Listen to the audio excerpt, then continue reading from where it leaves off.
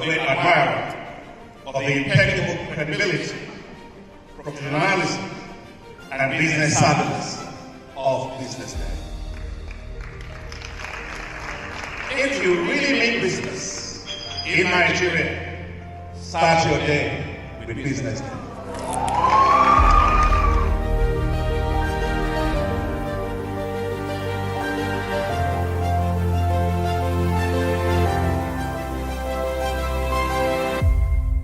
BusinessDay is West Africa's leading provider of business intelligence and information, delivering premium content across diversified media platforms, including online, mobile, and print. Since its inception in 2001 with a weekly newspaper production, BusinessDay has expanded its reach to provide exclusive content accessible through print, mobile, and online channels. At BusinessDay, our mission is clear: to be the foremost provider of business and financial content, empowering readers to make informed decisions in Nigeria and Africa.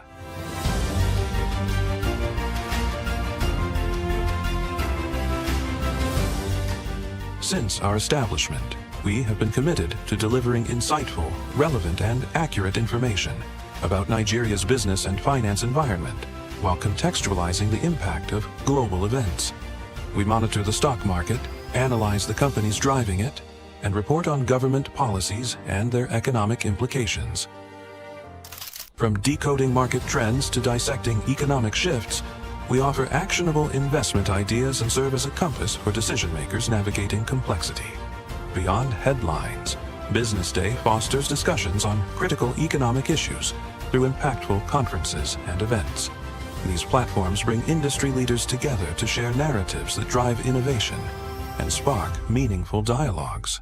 Our events galvanize connections, bridging the gap between inspiration and achievement. For businesses seeking visibility, our strong digital presence offers unparalleled opportunities, with millions of followers across social media and a dynamic website attracting visitors from within and outside Nigeria. BusinessDay is the ideal platform to boost visibility for your products and services.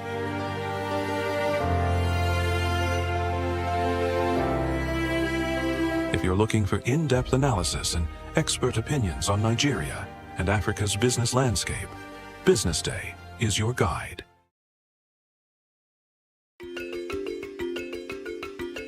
Pleasure of welcoming great supporters and friends from INMA. He's the president, and then of course L. Wilkinson, and then Doreen is heading the work in Africa.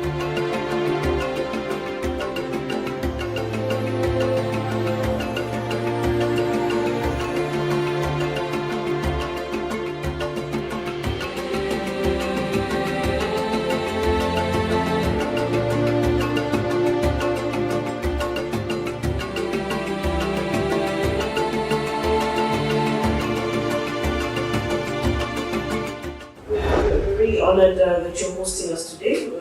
We look forward to a positive exchange of ideas and strategies to make our industry better. With me is Al Wilkinson. He's President and Executive Director of International Media Association. All right, guys. And we're happy to have him here. I'll let him tell you guys more about him and why he's here.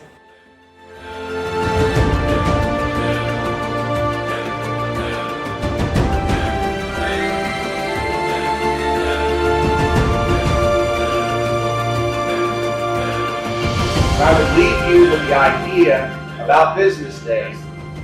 No platform can take it. No AI can replicate it. No competitor can buy it. So here's a little advice. Defend it. Build it. Invest in it. Because folks, the decade ahead is going to belong to news organizations that are unmistakably themselves.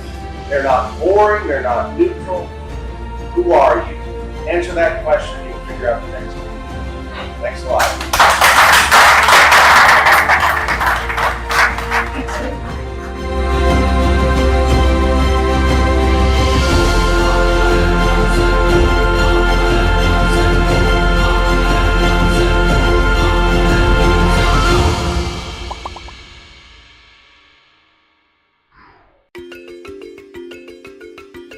pleasure of welcoming great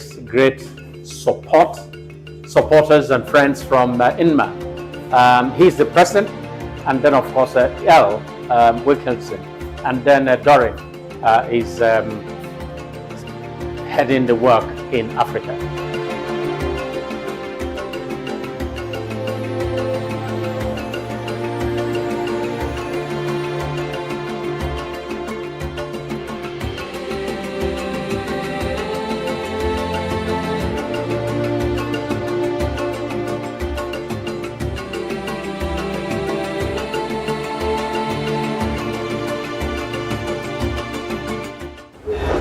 Honored that you're hosting us today. We look forward to a positive exchange of ideas and strategies to make our industry better.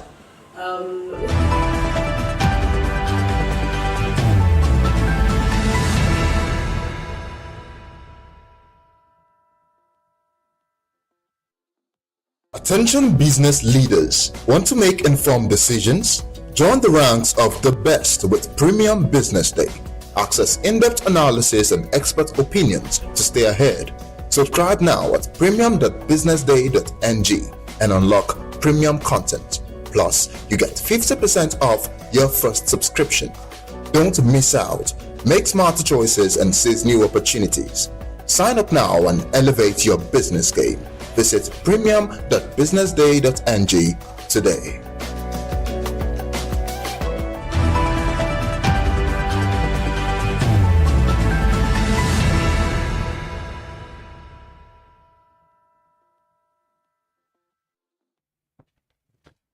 It's a lovely Monday morning here in Lagos, Nigeria. My name is Elizabeth Musa. Welcome to the Business Day Business Morning Live. Thank you so much for joining us. Let's see what's making the headlines this morning. CPPE says US 12.5% tariff poses limited risk to Nigeria's export revenue. Dangote's $2.5 billion private placement signals new era for Nigerian mega deals. Osun 2026, INEC to conduct mock voter accreditation on August 1st. Iran signals pause and strikes after Trump holds planned United States bombing.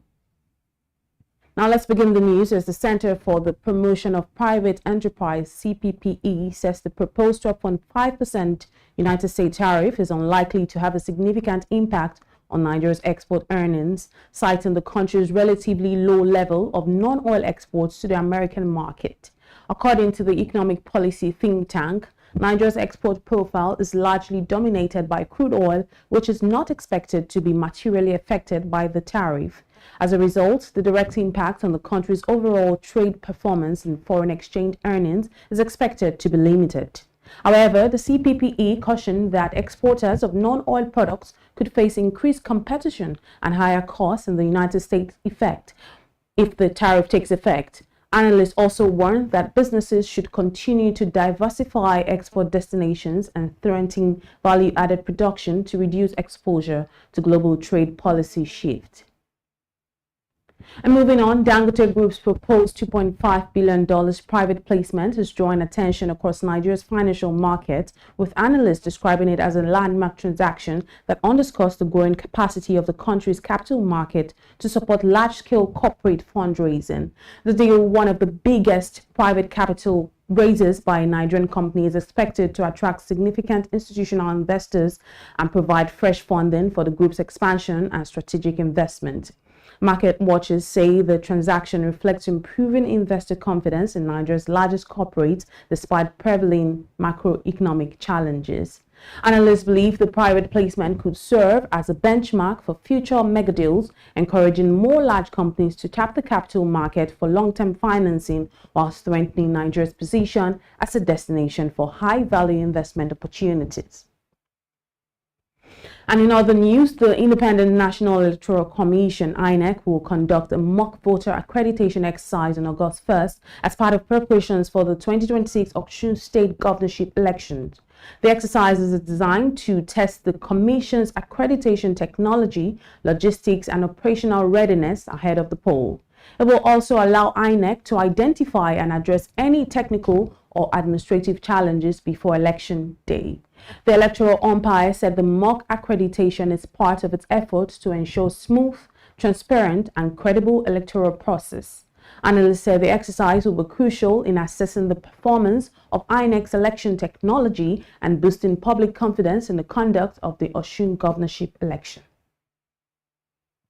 Now, to end the news, Iran has indicated it is prepared to halt attacks as long as the United States refrains from military action following President Donald Trump's decision to call off a planned bombing operation, raising hopes of a possible de-escalation in the Middle East. The development comes after days of heightened tensions between Washington and Tehran, which has fueled fears of a broader regional conflict and threatened global energy supplies through the Strait of Hormuz. Officials on both sides have signaled a willingness to avoid further escalation, although the situation remains fragile. Analysts say the apparent easing of tensions could provide temporary relief to global financial and energy markets, which reduce concerns over oil supply disruptions. However, they caution that the ceasefire remains informal and any renewed military action by either side could quickly reverse the gains and reignite geopolitical uncertainty.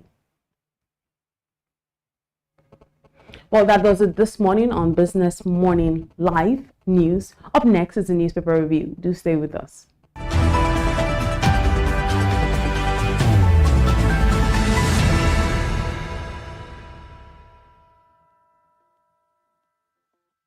For 25 years, Business Day has delivered credible journalism, intelligent analysis, and decision-shaping insights to Nigeria and Africa's business community.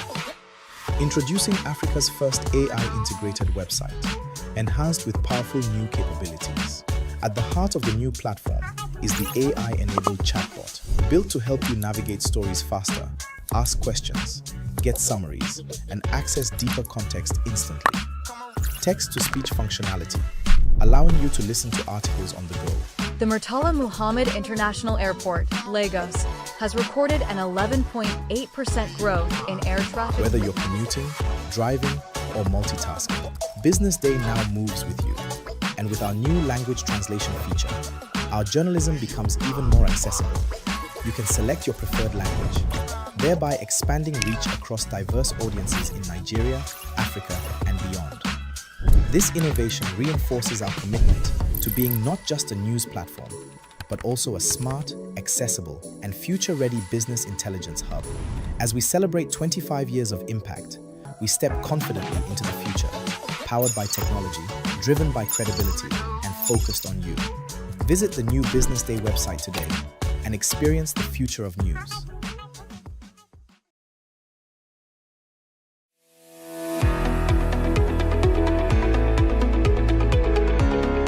This is Business Week, a weekly program brought to you by Business Day Television. And we're live from Lagos, the nation's commercial capital, bringing you the latest insights into the stories that matter for business and the economy. I am Deborah Eze. Onyeka Valentine. I am Destiny Momo. My name is Elizabeth Musa.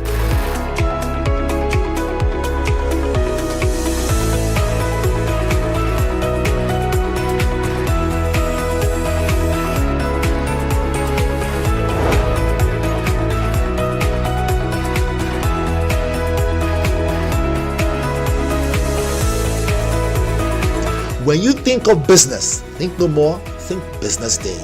I know that Business Day Television will go places.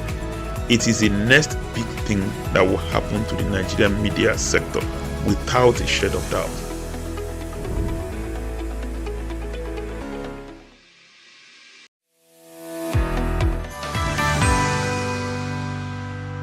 This is the 14th annual edition of the Business Day CEO Forum, a forum for CEOs, leaders, policymakers, key stakeholders across Nigeria's economy.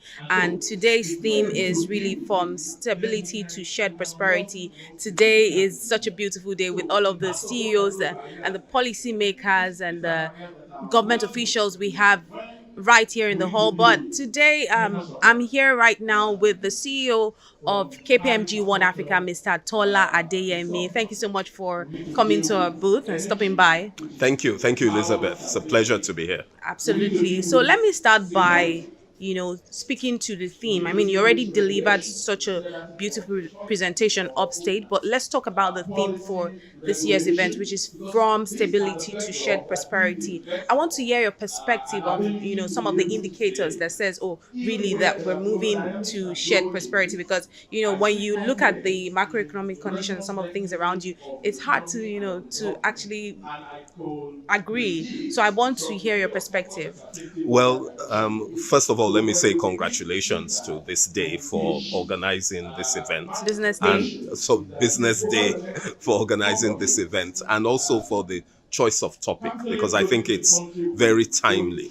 We've gone through a suite of reforms in Nigeria, which were aimed at stabilizing the economy. But the other important aspect of that is making sure that the prosperity that comes from GDP growth, that permeates throughout the economy and everybody feels the impact.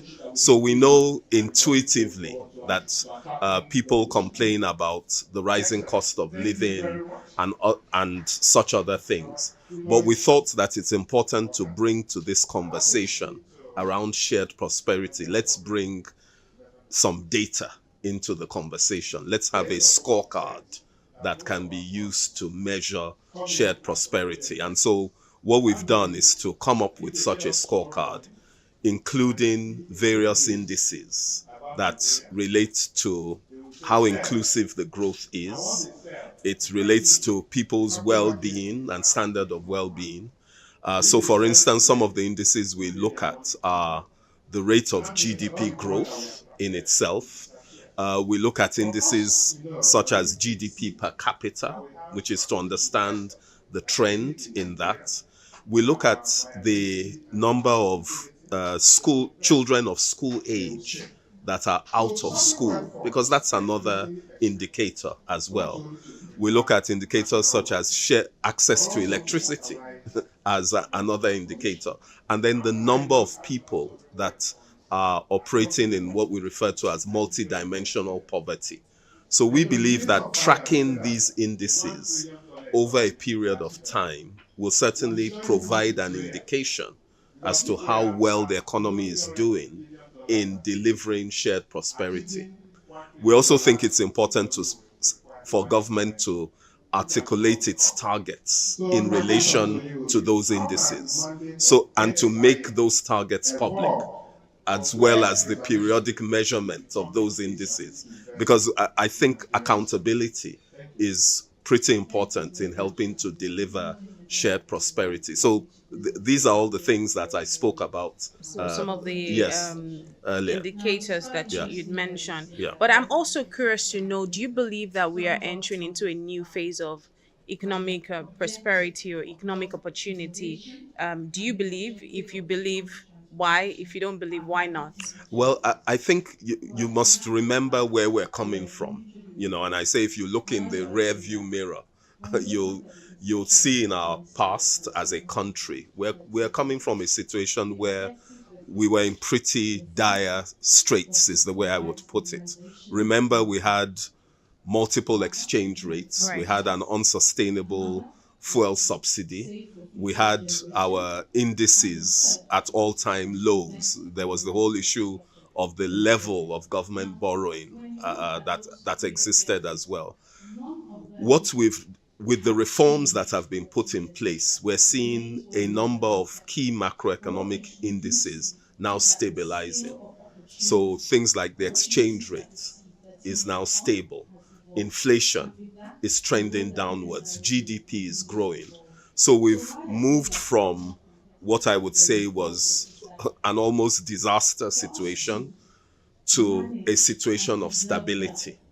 Now what we need to achieve is making sure that while maintaining stability, we're delivering shared prosperity.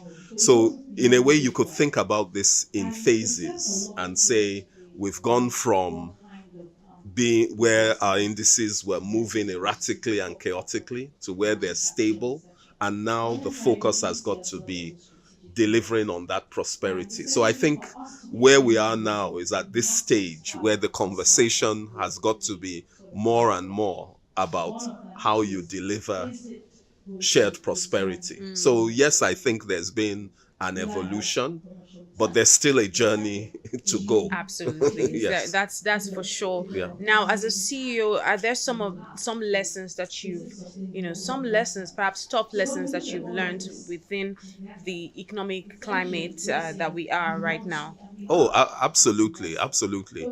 I think all businesses have learnt that you've got to be resilient to operate in an economy such as ours. Resilience demands agility, continuously rethinking your strategy and monitoring what's going on in the external environment and making sure you're responding to that very, very quickly. It also involves looking at key data and forecasting where things are likely to go.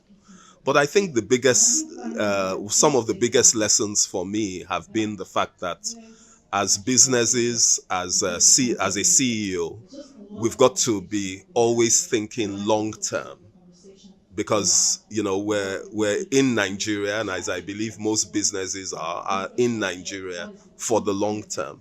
And when you're in for the long term, you've got to be investing for the long term. I think all businesses have a responsibility to invest in the development of talent, the development of skills that not just which that business needs, but which Nigeria as a whole needs to foster its development. That's how businesses take part as well alongside government in creating the future for our country. It's investing in skills, investing in their businesses to create wealth for the shareholders and employees. These all come together. And I think, these are all important lessons and important things that businesses need to do as we move forward. And speaking of these things that businesses need to do, it brings me to my next question. What separates the companies that thrive from the ones that struggle during periods of change?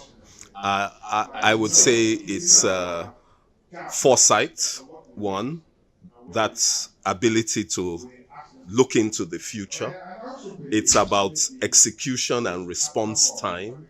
The businesses that thrive are businesses that are agile and that have the capacity to respond quickly to changes in the environment. The businesses that thrive are the businesses that have the ability to execute on the plans that they develop. Because as you all know, it's one thing to develop a plan. It's quite another thing to ensure that you're executing on it and monitoring the execution of those. The other thing that differentiates businesses is the quality of people that are within those businesses. And how do you get quality people? It's by making sure that you're running a company that has the right set of values and in which you create the right environment in which employees want to work there and want to put in their best. So these are some of the things that distinguish the winners from those who do not win. Yes, I like that you said about the losers. But now let's also talk about technology. Would you say that technology is creating a level playing field for businesses, or would you say it's created a wider gap? I think it's definitely a differentiator amongst businesses.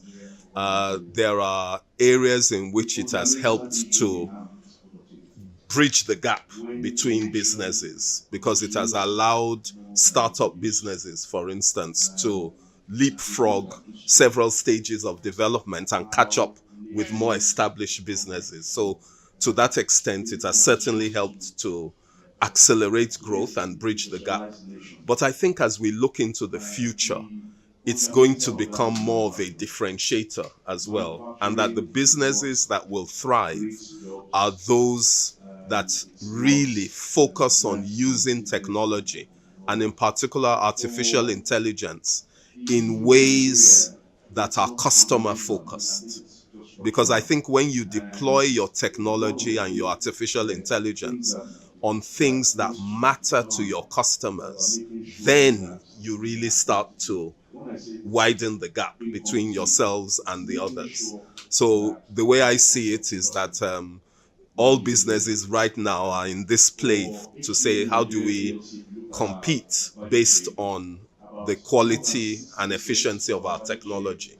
And as in all areas, I think we'll see some winners will emerge, those who understand it and who are able to deploy it in the most effective manner, and then others who will struggle in terms of how they deploy it. The message is that Nigeria is on an upward track.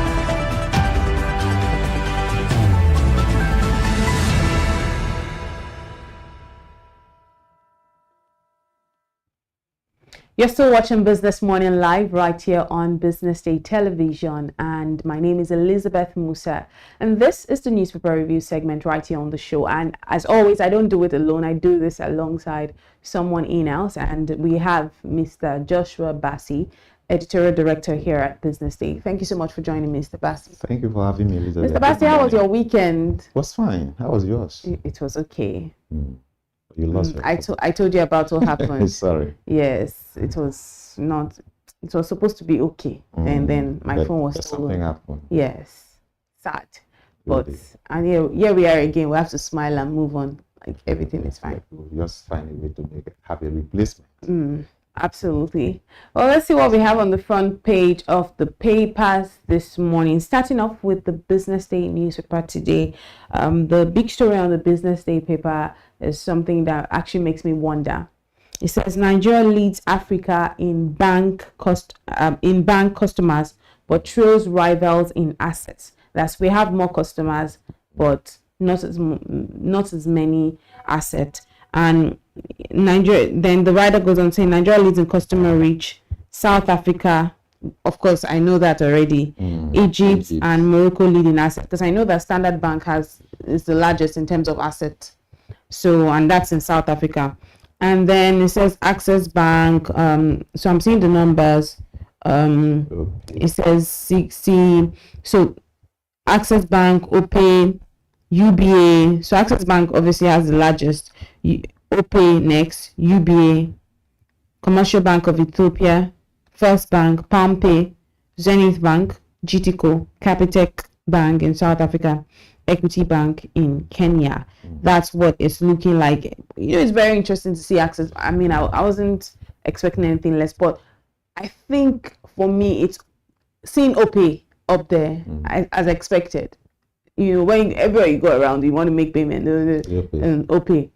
So what OPay has done is revolutionary, but it also tells us something, that we actually have more retail customers, and we have more individuals. So, and that's why you will see that we have more, we have numbers in terms of customers as against assets.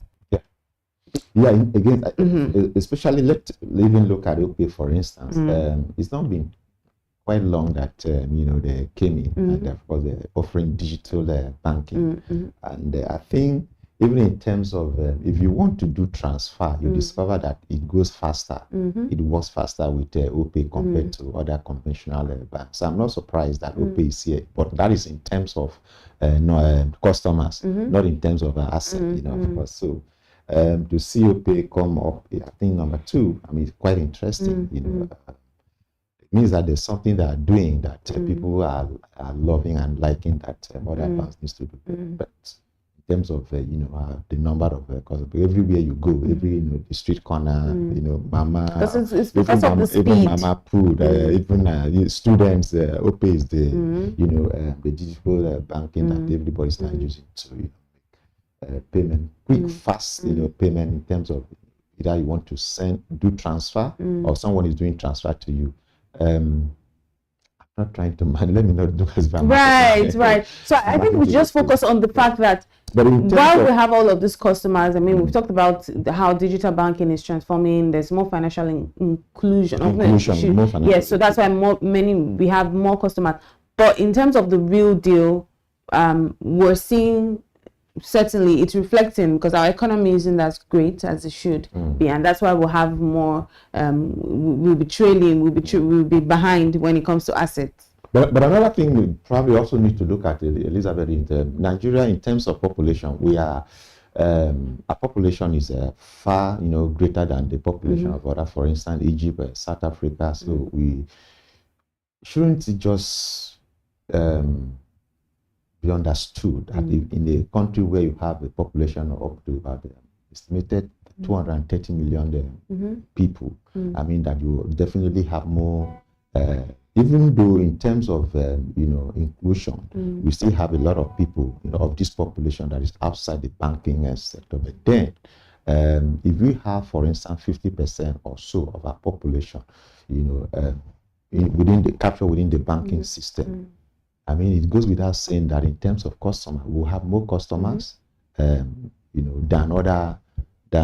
banks in other countries. For instance, South Africa is a population of about 60 million or thereabouts. So you don't expect that definitely you also have a situation where not every South African, right, will be captured within the banking, within the banking system. So if we have, let's say, even 40% of our population, captured within the, so it goes without saying that they definitely we'll have more customers, and we need to see how we can move from just, if we have the numbers, then we should also have the asset. We should grow the asset. Yes, we should grow the asset. So that speaks to something. What's the ease of doing business in Nigeria? Because if we have more large, big corporates doing well, we will have more assets. We can talk about more the corporate banking, right? Can boast. We can have more banks boasting of how well, how much assets they have, because it's this corporates, it's this companies that increase assets. But if we're having just people, we have the numbers. I mean, we're always just going to have more customers. But another thing that is also a factor in the Nigerian banking system is that, yes, you have more customers, but you discover that a lot of these customers might just have there are some who may not even have up to 50, maybe 100,000 or 50,000 naira in their bank account. Yes, exactly. You understand? That's another contributory factor. You have a very large, number of customers. Maybe 40 or 50% may just have maybe, or even more. I think because there was a time there was a study around this. I mean, investigation around it discovered that majority of those who have bank account in Nigeria don't even have up to 50,000 in those bank accounts. So that's another factor. Yes, large customer base, but how many of those customers have a substantial amount of money in those accounts? Yeah, I think we also have in-house analyst Mohammed Akonji joining us virtually. Mohammed, hello, Mohammed. Mohammed. Okay, I think you can hear us. Let's go to the next story. The next story on the front page of the Business Day paper this morning says insurers race against clock as capital audit drags days to deadline. I know that the deadline obviously is the 31st of July. And recapitalization. Where are we with this recapitalization exercise? I think it's still on. You recall the story that our insurance editor did the other time, Modestus, was talking about the fact that we're beginning to see a major. So for the insurance companies may not be able to meet up the deadline. Definitely they have to match. Of course, maybe if they can't, of course they will lose their operating licenses. And maybe for those who may not be able to meet, also be able to meet that, perhaps they just have to, just like it's done in the banking sector. I mean, you limit yourself to maybe a region. You can't truly actually cover the entire country. Your operation will not be able to cover the entire country if you are not able to meet that threshold of what is expected. In terms of recapitalization, it means that you will not be able to underwrite a larger, volume of business. What you have in terms of, capital may not be able to underwrite a big, big business, and so you just limit yourself to. And again, they may also have they probably just have companies that some may just do life, some may do just non-life.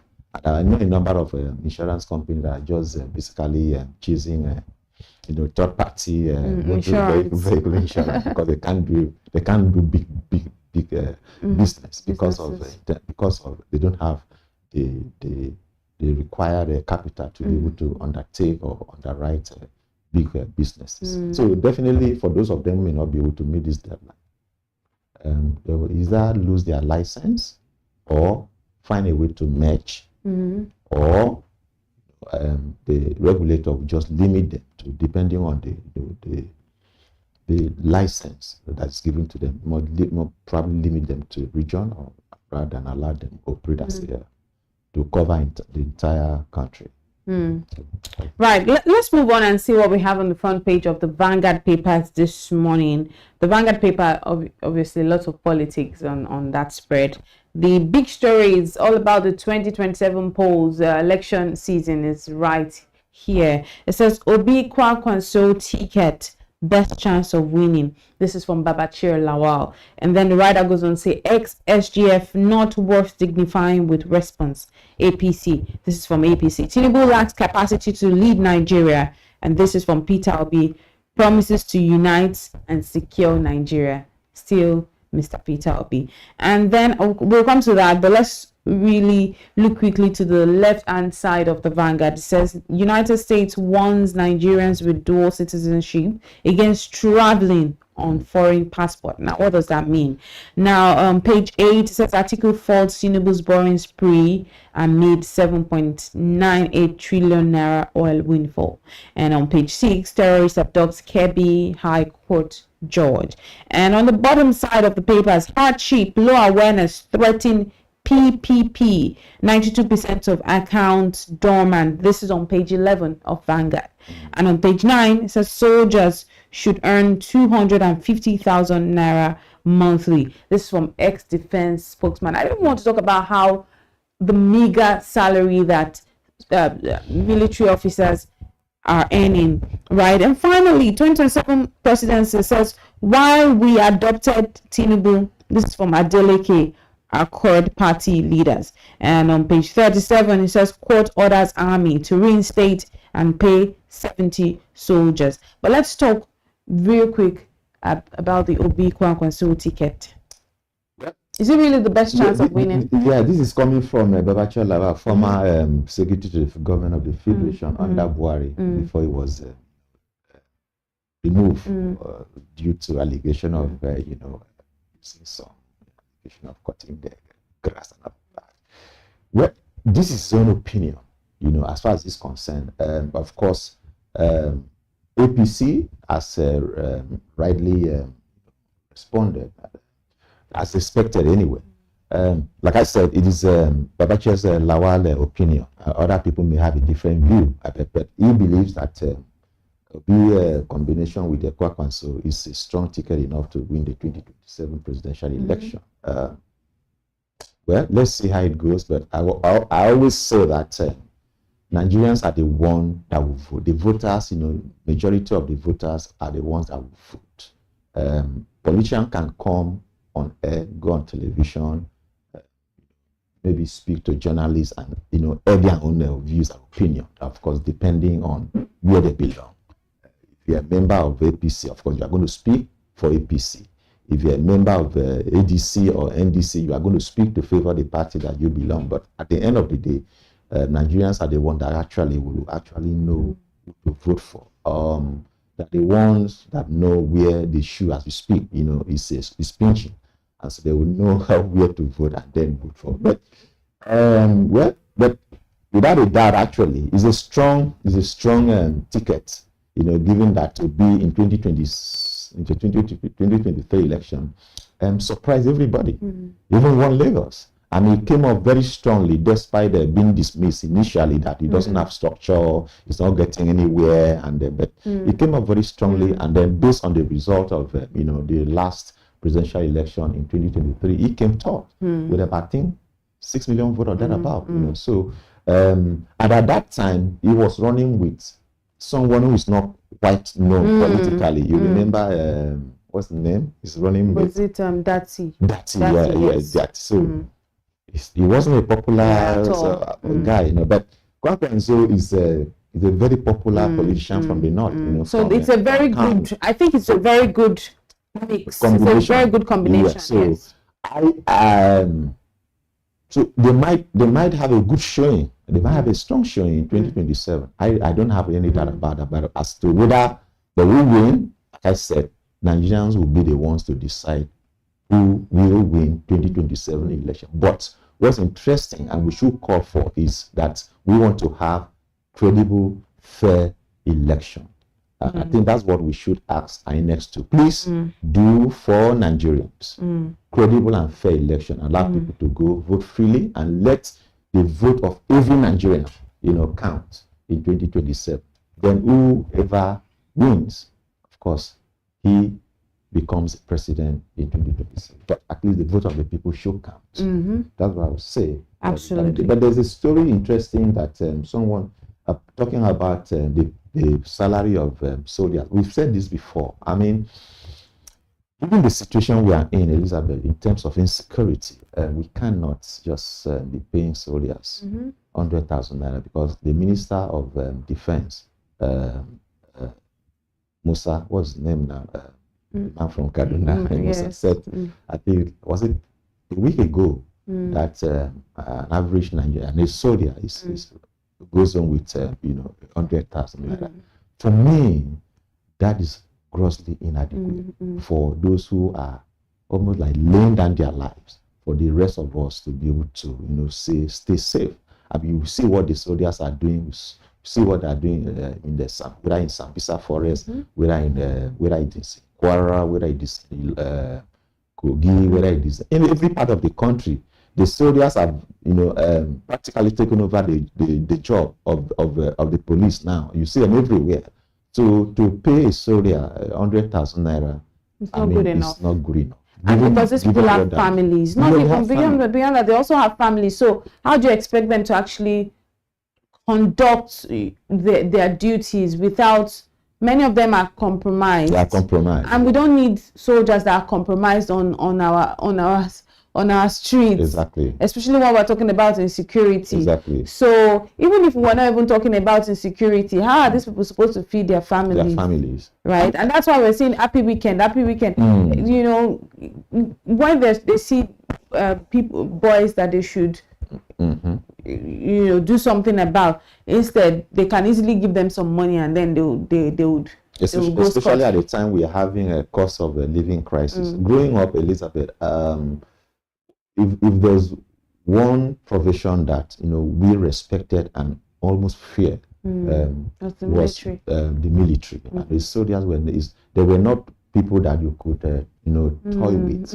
I mean, you wouldn't see soldiers on the street, stopping vehicles and asking for money the way the police do. But nowadays we also see soldiers. You see the man roadblock and then people driving around and then collecting money. We see it.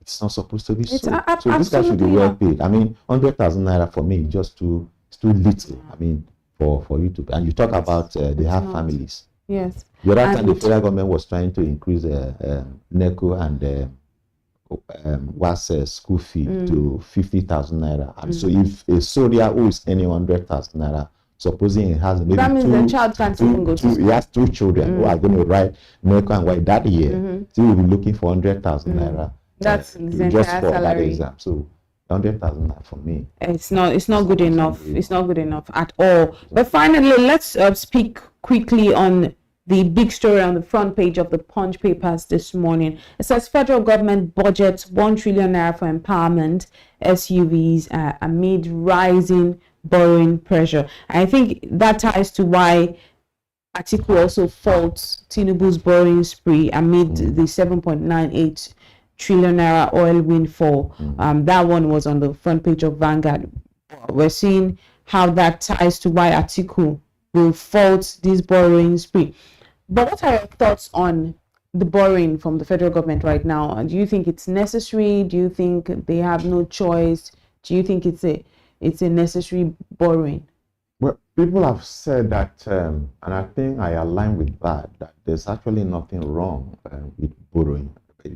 What is important is what do you borrow the money to do? And Nigerians seeing value for the much money that the federal government the last 3 years has borrowed and still borrowing. I think that's where so if you are borrowing to buy SUVs, if you are borrowing for empowerment and empowerment of food, really, I mean, I think that's where the problem lies. I watched Peter Obi yesterday on the national television where he was being interviewed by, and it was one of the things that Obi talked about was cost of governance, and they mentioned the fact that cost of governance in Nigeria is way too high compared to other countries around the world, especially given the fact that this economy is not big. Nigeria is not in terms of GDP, in terms of revenue. Nigeria is still struggling, so to say, I mean, compared to advanced economies. But we see in the president and government officials and other in advanced economy living on a lean budget in terms of actually what they live on. But here we have a country where the economy is struggling, but we see government officials living large. The other time we watch a minister in this administration, flying his family on a charter jets to go and witness the daughter's graduation somewhere in Europe. I mean, this is not done by other, even in those advanced economies, they don't do this. So we keep buying SUVs, and you are asking people to tighten their belt. I mean, you should lead by example, and I think that's what Peter Obi was saying. Yes, I'm just trying to know. So I think generally Nigerians want to see when we borrow, let the money that you put that money into what will actually bring value to the people and what actually perhaps can equally maybe further generate revenue for the government, and not just borrowing and borrowing. But do you think also, like we are saying here, the SUVs, do you think they're necessary? These SUVs that they're trying to get? It's not necessary if you ask me. And as much as I know that government officials should have official cars, but we can go for something less, right? I mean, we have that are locally assembled. Yes, and that's my thought. Why can't we go for those? That's my thought. What happened? Why can't we go for those? My thought. So by buying from them, you strengthen them, you strengthen the economy, you empower them to employ more people, generate jobs. All these SUVs we are importing, and we are simply generating jobs in the economy, in those economy from where we were. I think that if you want to go for SUVs, I mean, why not look inward?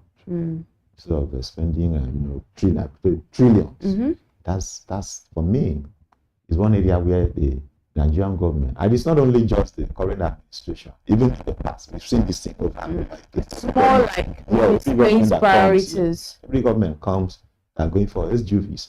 National Assembly, they're going for SUVs. At the state level, they're going for SUVs. Why can't we look for something that we can do? Even strengthen our economy. I listen to this again. I keep going to be, because I personally believe that we need someone who can cut cost of governance. We said that while he was governor in Anambra State, that he was using Peugeot, not bulletproof. We need a leader that understands how to, cut our costs, maximize the little that we have. Yeah, I think that's what we need. But we have to go now. Let's see what we have on the cartoon of the day this morning on the Business Day paper. I always love our cartoon of the day. But that's those statues. We see it somewhere. I think there's a place around there. If you are coming into Lagos on the Lagos Express, around there. Toll gates, that's where you have those guys. Right. They used to be on the middle of the road, but they moved them, around, there's a garden there, that's where they moved them. Before I remember seeing them, but they moved them. So it's saying let the sheep breed. What does that mean? And I'm seeing it's these sacrifices or what? No, basically, Lagos what, if you drive around Lagos, you see So the whole place is thinking, and so it's asking, basically, it's passing a message to maybe the government of Lagos State. Like, we need to clear all these, issues that we are seeing all over. So even the statues, the chiefs are complaining. It's crazy. Crazy. That's such a brilliant cartoon. Brilliant way of passing the message. Very strong message. Very strong message. Yeah. Shout out to Asuko, our cartoonist, for always just giving us a thought-provoking cartoon. It's a lovely way to leave it this morning on the newspaper. We have the Business Week up next with Mr. Frank Igbogun. Do stay with us.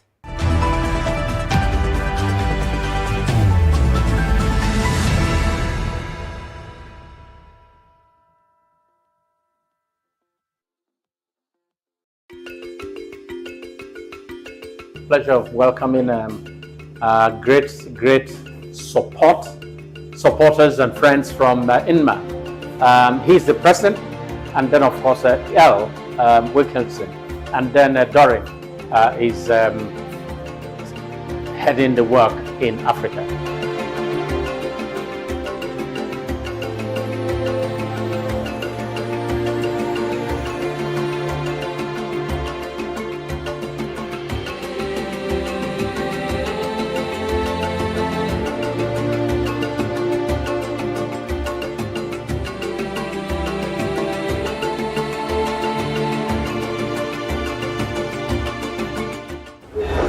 Honored that you're hosting us today. We look forward to a positive exchange of ideas and strategies to make our industry better. With me is Al Wilkinson. He's President and Executive Director of International Media Association, all the way from Ghana. And we're happy to have him here. I'll let him tell you guys more about him and why he's here.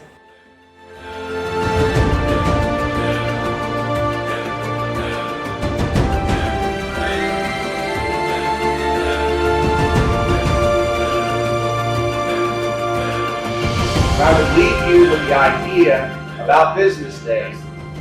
No platform can take it. No AI can replicate it. No competitor can buy it. So here's a little advice. Defend it. Build it. Invest in it. Because folks, the decade ahead is going to belong to news organizations that are unmistakably themselves.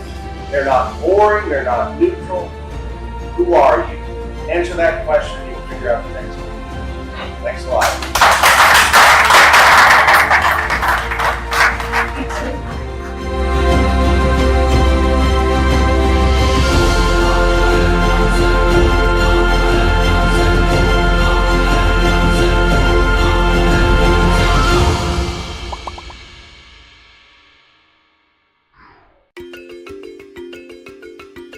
Pleasure of welcoming great supporters and friends from INMA. He's the president, and then of course L.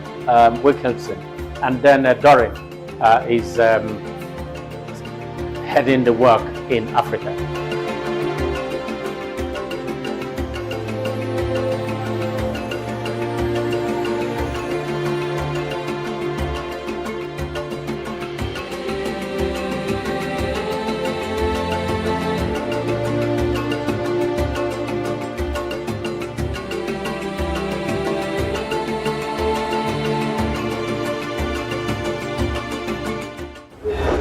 Honored that you're hosting us today. We look forward to a positive exchange of ideas and strategies to make our industry better. With me is Al Wilkinson. He's President and Executive Director of International Media Association, all the way from Ghana. And we're happy to have him here. I'll let him tell you guys more about him and why he's here.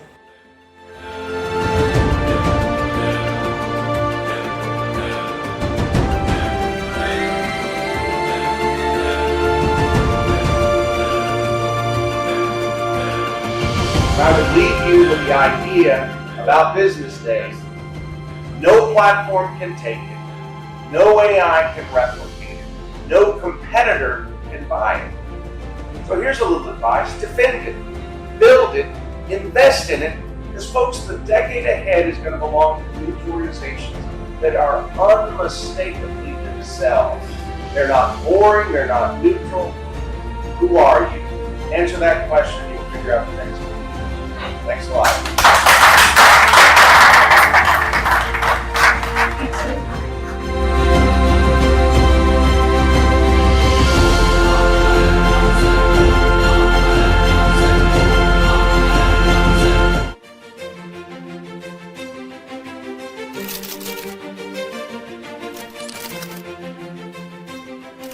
I am, of course, a great admirer of the impeccable credibility, professionalism, and business savviness of BusinessDay. If you really mean business in Nigeria, start your day with BusinessDay.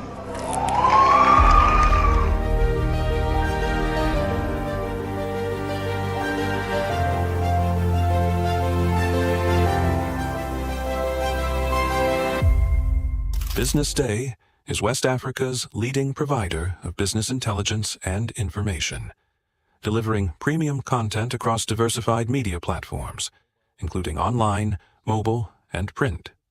Since its inception in 2001 with a weekly newspaper production, BusinessDay has expanded its reach to provide exclusive content accessible through print, mobile, and online channels. At BusinessDay, our mission is clear: to be the foremost provider of business and financial content, empowering readers to make informed decisions in Nigeria and Africa.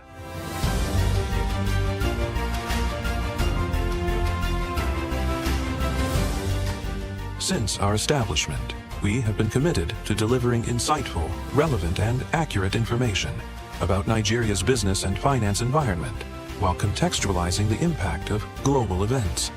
We monitor the stock market, analyze the companies driving it, and report on government policies and their economic implications. From decoding market trends to dissecting economic shifts, we offer actionable investment ideas and serve as a compass for decision-makers navigating complexity. Beyond headlines, BusinessDay fosters discussions on critical economic issues through impactful conferences and events. These platforms bring industry leaders together to share narratives that drive innovation and spark meaningful dialogues. Our events galvanize connections, bridging the gap between inspiration and achievement. For businesses seeking visibility, our strong digital presence offers unparalleled opportunities, with millions of followers across social media and a dynamic website attracting visitors from within and outside Nigeria. BusinessDay is the ideal platform to boost visibility for your products and services.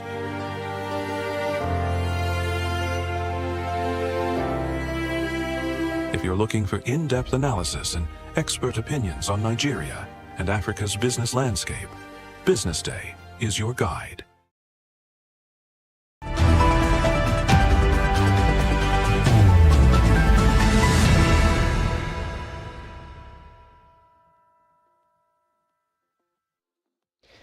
We are back. This is BusinessDay Television, and we're bringing you a fresh edition of Business Week, a weekly program whereby we examine some topical economic issues and trends. As usual, in the studios with me this morning, Bumi Bailey, head of Africa Finance Desk, and of course, Lolade Akimurele, the editor of BusinessDay. My name is Frank Aibogun. Before we go on, let me just bring you some headlines, or remind you of some headlines this morning. Kidnapping has reared its head once again. We hear that the Chief Judge of Kebbi State, Justice Farouk Hassan, has been abducted from his house by bandits. INEC has ended its voters registration exercise, and it vows there will be no extension. The US and Iran are holding off from attacking one another in the bid that peace process that is underway will find some nurturing. The U.S. has, and this is unusual, the U.S. has warned Nigerians who hold American passports that they must not, under any condition, enter the U.S. with any other passport. We'll be back shortly for today's conversation. Please don't go away. This is Business Week.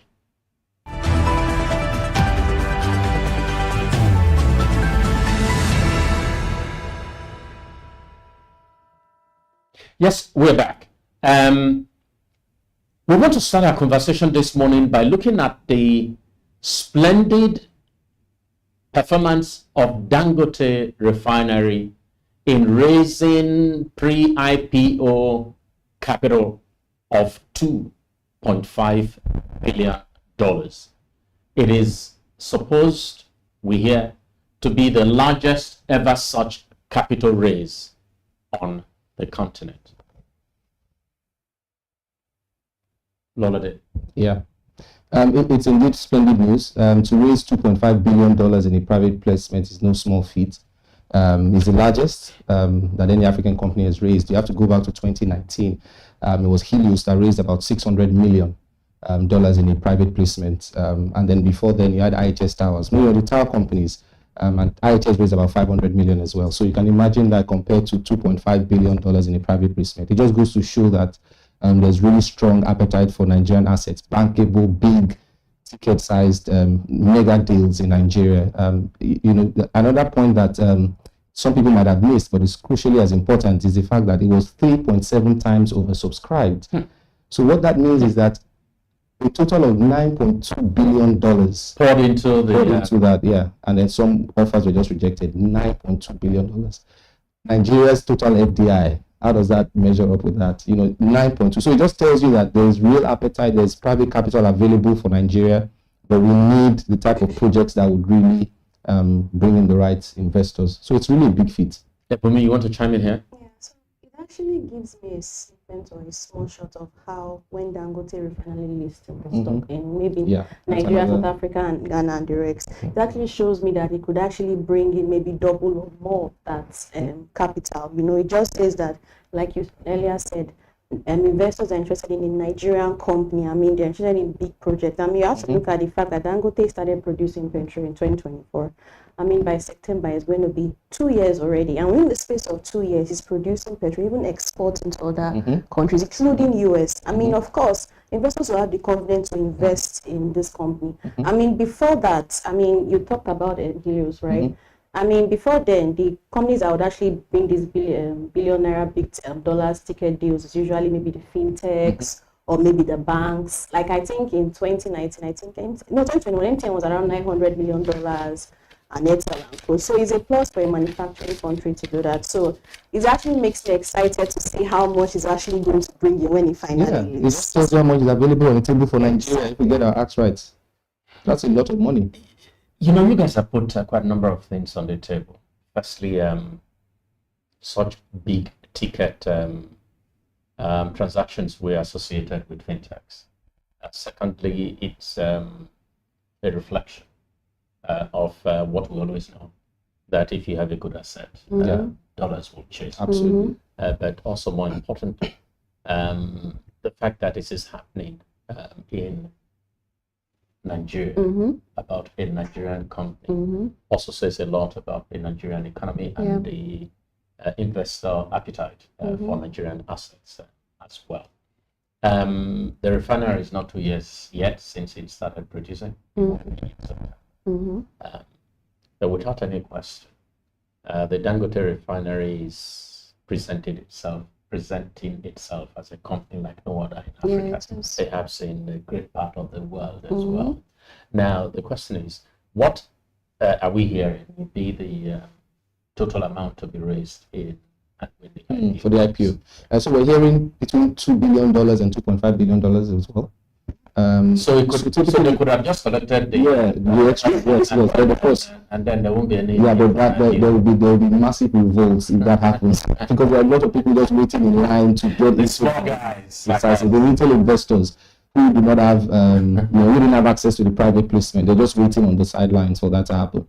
But typically, companies tend to raise more in private placement than IPOs. But what we hear is that it will be between $2 billion and $2.5 billion. And the truth is, the market is, what this has done is to the success of this. Yeah, that's what I was going to say. That change that figure? Well, that's the thing. So initially, it was between, the range was 1.5 to 2 billion. But with the success of this, I'm hearing now like we between 2 billion and 2.5 billion. But there's no doubt that the success of the private placement will definitely carry into the IPO. So all of the positive, all of the enthusiasm following the IPO is even high, because it's a mark of investor confidence in the company. So if there was anyone, or there were any organizations or businesses that were a little bit skeptical about participating in that IPO, I think those doubts are cleared now. It's a really good business, and people are just waiting for the IPO. So the refinery,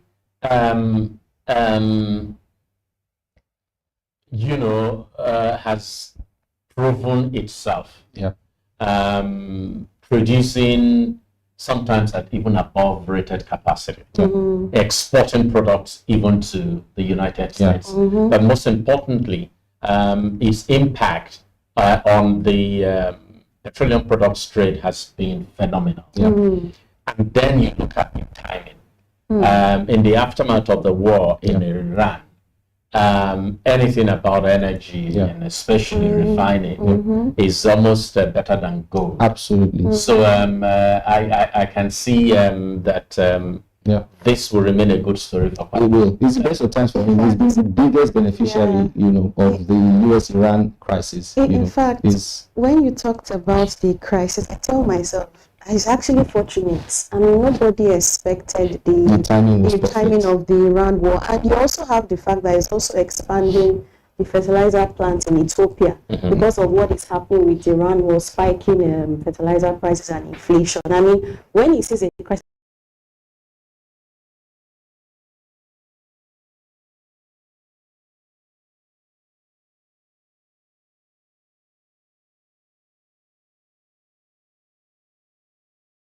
I began to say that our journalists need to better understand the dynamics, especially around petroleum refining, because then we were inundated with petrol queues. And I said that the debate around price control needed to be settled very quickly and settled in favor of removing those controls, that government should get out from setting price for petroleum. And the illustration I made was that we had issued more than 16 refinery licenses, in fact near 20 licenses, and no one was willing to build a refinery. Because under the circumstance that existed then, only a madman would build a refinery. Aliko raised his hand and said, "Frank, I'm a madman. Can I have the microphone?" And he took the microphone and announced for the very first time that he was going to build a petroleum refinery. The point he made then was that he understood the point that I had made about price control. But he said if he could not agree pricing with the Nigerian government, the regime that frees the refinery from controls, he will export the product. That's what he said. And it made so much sense. But the truth of the matter is, there aren't many people with the courage of Aliko, and there aren't people with the resources of Aliko. So those two combined, the result today is that we have a refinery in Nigeria that is a world beater. A refinery that is being commended for global pressure during the height of the war. So that for me gladdens my heart. It is not always that you have a positive story in Nigeria. This surely, by any stretch of imagination, is a positive story. And I'd like to explore point that you have made. And this is my concern as a journalist. I always argue that she provides for Nigeria a template for how it relates with the oil industry. Let's never go back to the LNG model. LNG provides a template for how we should resolve our crisis. But Nigeria will never go back to that model. And I always say that the reason why they start is willing to let go of the pork. The senior civil servants are not willing to let go. Can you imagine what happens at Nigeria? They're just out there, quiet, silent, and turning gas into dollars. Absolutely. If you were to think about it, if we have 10 companies like that in Nigeria, or refineries, Nigeria is we're talking about whatever reform the government is making would not like a death sentence to people as it has become. So, first of all, to get journalists to understand the dynamics that drive. I think how do we use that investment? Assuming the government doesn't know. To get the government to know and understand that the way it's carrying on. I think it's important that we just keep on to just provide some clarity around just how important private capital is or private investment is. We need to understand that first. I find that there's a lot of confusion really when it comes to just the role that private capital should play in an economy. I think there are quite a number of gaps in understanding that. Truth is, the government is never really able to drive economic growth. There's no such template anywhere in the world. It's all investors, right? The private sector needs to be enabled to drive growth in any economy. Especially a government that has not that doesn't have the resources. It has capacity to manage efficiently. Precisely. That is something that is on the front burner, and I think it's always a win-win. If businesses thrive, if we had 10 NNNGs, for instance, look at the size of dividend that they pay to the federal government. If you had 10 of similar projects like the Dangote refinery, you attract $9 billion each. That's $90 billion. So that is quite transformational. More private capital. What we can do as journalists is to just ensure that we continue to write stories. Yes, those good stories precisely around the world area, and then hope that at some point that message will get into our government just stand down. But like you said, sometimes it's a problem of leadership. In Nigeria's case, you find that corruption has really eaten deep into our leaders, our political leaders, and I think that selfishness that everyone is trying to protect their own selfish interest. The minute that you have leaders that put the interest of the country, the people first, then it'll be easy for them to say, you know what, let's open up this economy, let's do things private enterprise, and then reward the economy will be better for it. This is a country where you have over 131 million people living in poverty. A single company is able to attract $9.2 billion. So it's a mixed bag, really. And I think there's just that Nigeria can be. I know we will have quite a number of things to say about this. Truth is that a lot of other African competition for capital is not relenting at all, it's rising. Precisely. So this is the time really for us to get our act together and ensure that we can get all of the private capital that should naturally, because Africa's most populous nation, large market, and if you think about the fact that by 2050 Nigeria will be home to the third most populous country in the world, and will be the home of the future labor force, really. So that's a lot of companies to look at Nigeria. So the government really needs to ensure that we start to put in those incentives that attract private capital now more than ever. Nigeria has a leadership problem. Yeah, has always had. Yeah. For like 25 years, we've been reporting about the challenges, the problems. Just by the leadership problem. Yeah. Yeah, so I'm just trying to say that I'm just trying to say that we've been reporting on the opportunities, the benefit, private capital, and the importance to the economy and all. But I just think they're just being ignorant to this. Do you understand? When I started in my younger days, whenever I would do a story, I would see a problem. Do you understand? I would talk to analysts. I would do the so what it means, and why it matters for them. I would even provide solutions. But it got to a point, I got tired. No, I got tired. I can never, I will not get tired. But I just believe that it is just greed. They know what to do. They just want to just sit down. You talked about the opportunity of the LNG, and they're not looking into it. Dangote refinery can actually, do you understand? So I think they know what they do, but they're just, because of greed and the leadership problem, they're selfish. Yeah. I'm serious, because look at what other countries are doing. Look about how the bank, the Central Bank of Kenya, lending mandating banks to lend to the real sector. What it's not even different from what Nigeria can actually do. So the problem is just the truth of the matter.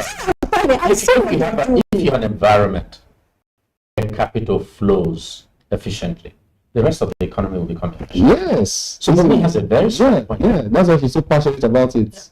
It's like the oil for the energy. Yeah. Every other thing will work. Exactly. I mean, okay, if we look at I'm bringing from the president of his ministerial cabinet. I mean, I remember when, I don't know if I'm wrong or right, Ruben Apati was saying that, is it hard for even not 10 of them understand their portfolios, their ministries, or even understand their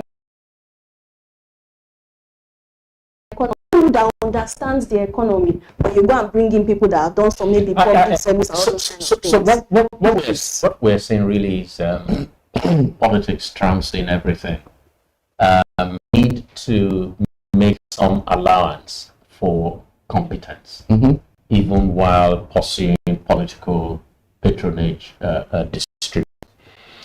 But let's go back and very quickly for the little time, 2 or 3 minutes we have. If one in Turkey can generate 12,000 megawatt, and this story was actually told to me by Aliko. He said that they were president of France in Paris, and it turned out that the fellow who was sitting beside him, how much does has in terms of power on the grid, and he said about 5,000, and he said, my own company alone generates 12,600. Amazing. In Turkey. Would be a Dangote type investment in power generation. Yes, a power in agriculture. A Dangote power investment in healthcare. A Dangote power investment in retail. A Dangote power investment in manufacturing, in gas distribution and export. Somebody said to me that, grow in either of these two ways. Honest, genuine, reform-led growth, or growth led by large projects. Yeah, we've had that conversation. With Nigeria is we don't even know where we stand. Are we growing by reform or are we growing by projects? We are neither here nor. It's a pity, and that's why people have discredited the statement. The other target that was set by the president that he would like for the economy to 1 trillion make such statements. The real work comes where you now have to itemize or detail how exactly you plan to achieve that. That's where the real discipline comes. And the truth is, if we can build a Dangote refinery, replicate in the multiple sectors you highlighted, then of course we might be on our path to a $1 trillion economy. Until we do that. Then for me, if you have some fire left, just go. We will take a break now. Please don't go away. We will be back. This is Business Week.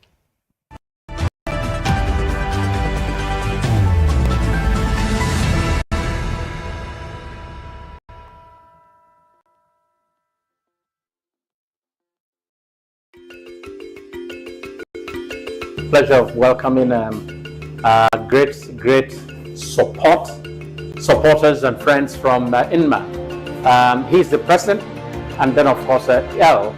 Wilkinson, and then Doris is heading the work in.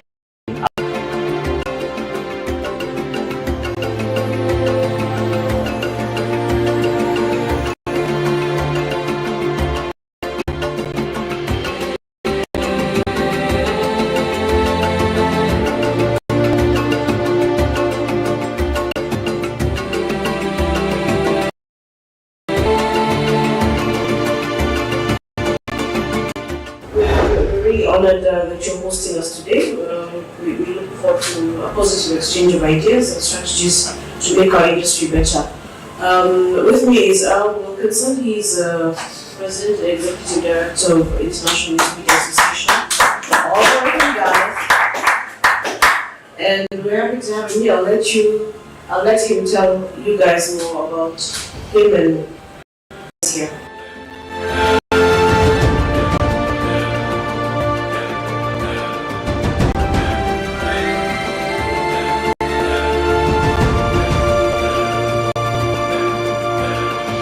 I would leave you with the idea of BusinessDay.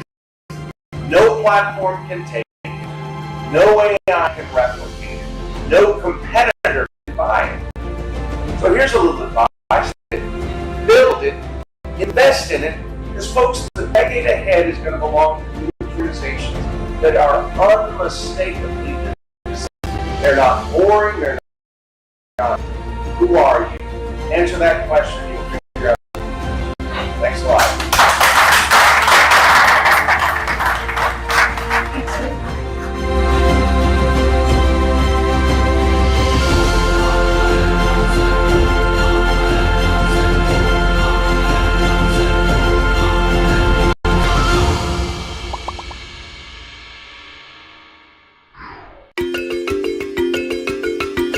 Pleasure of welcoming great supporters and friends from INMA. He's the president, and then of course L. Wilkinson, and then Doris is heading the work in Africa.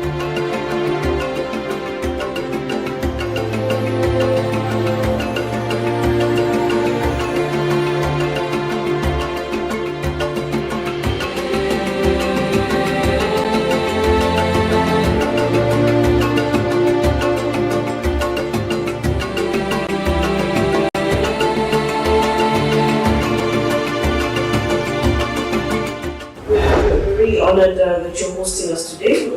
We look forward to a positive exchange of ideas and strategies to make our industry better.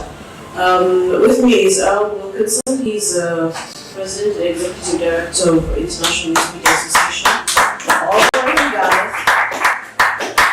And we're happy to have him here.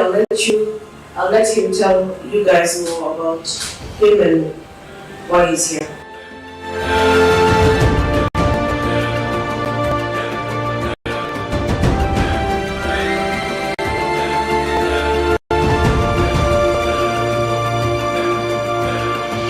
I would leave you with the idea about BusinessDay. No platform can take it. No AI can replicate it. No competitor can buy it. So here's a little, defend it, build it, invest in it, because folks, the decade ahead is going to belong to huge organizations that are unmistakably themselves. They're not boring, they're not neutral. Who are you? Answer that question, you'll figure out the next one. Thanks a lot.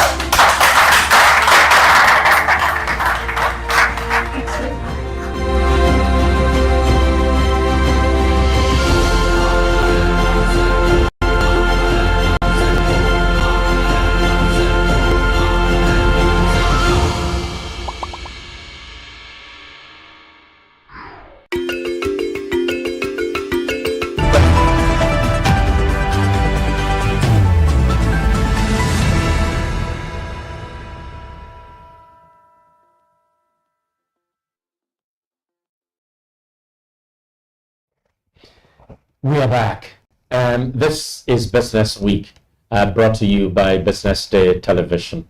We are continuing our conversation this morning and just asking ourselves, if one man, Aliko Dangote, the richest man in Africa, can attract $9 billion in capital, and Nigeria, a nation of 200 million people, cap in hand, is going all over the place, borrowing 1 kobo here, 2 kobo there, and $1 there.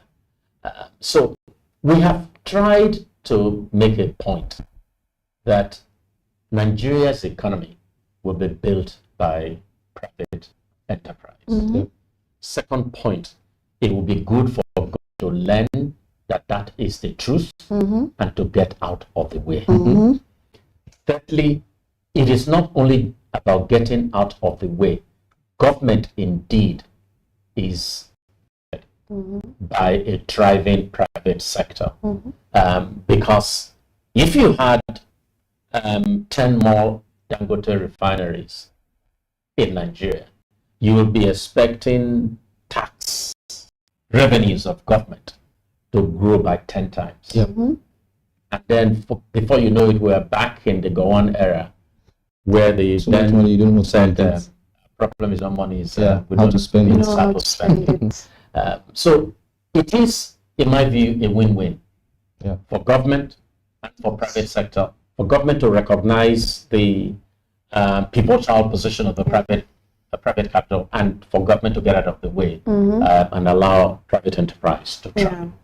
We said before we went on break, can you imagine having a Dangote size investment in agriculture, in power generation, in gas? You take gas, for instance. We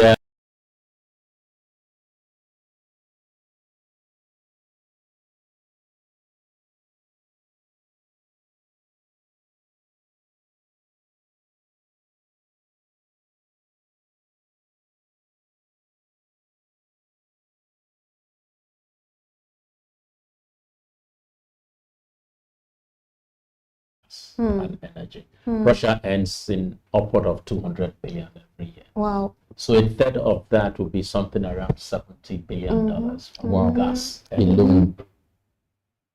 And can you imagine the tax revenues that will come from that? Will flow to government. So we cannot stop.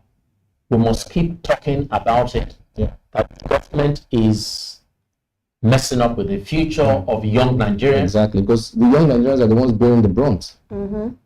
So government needs to get out of the way and then allow the private sector to thrive. Anyway, I have said that we will continue to talk about this because I think that as journalists, it is our business to ensure that we don't keep quiet until the government does the right thing.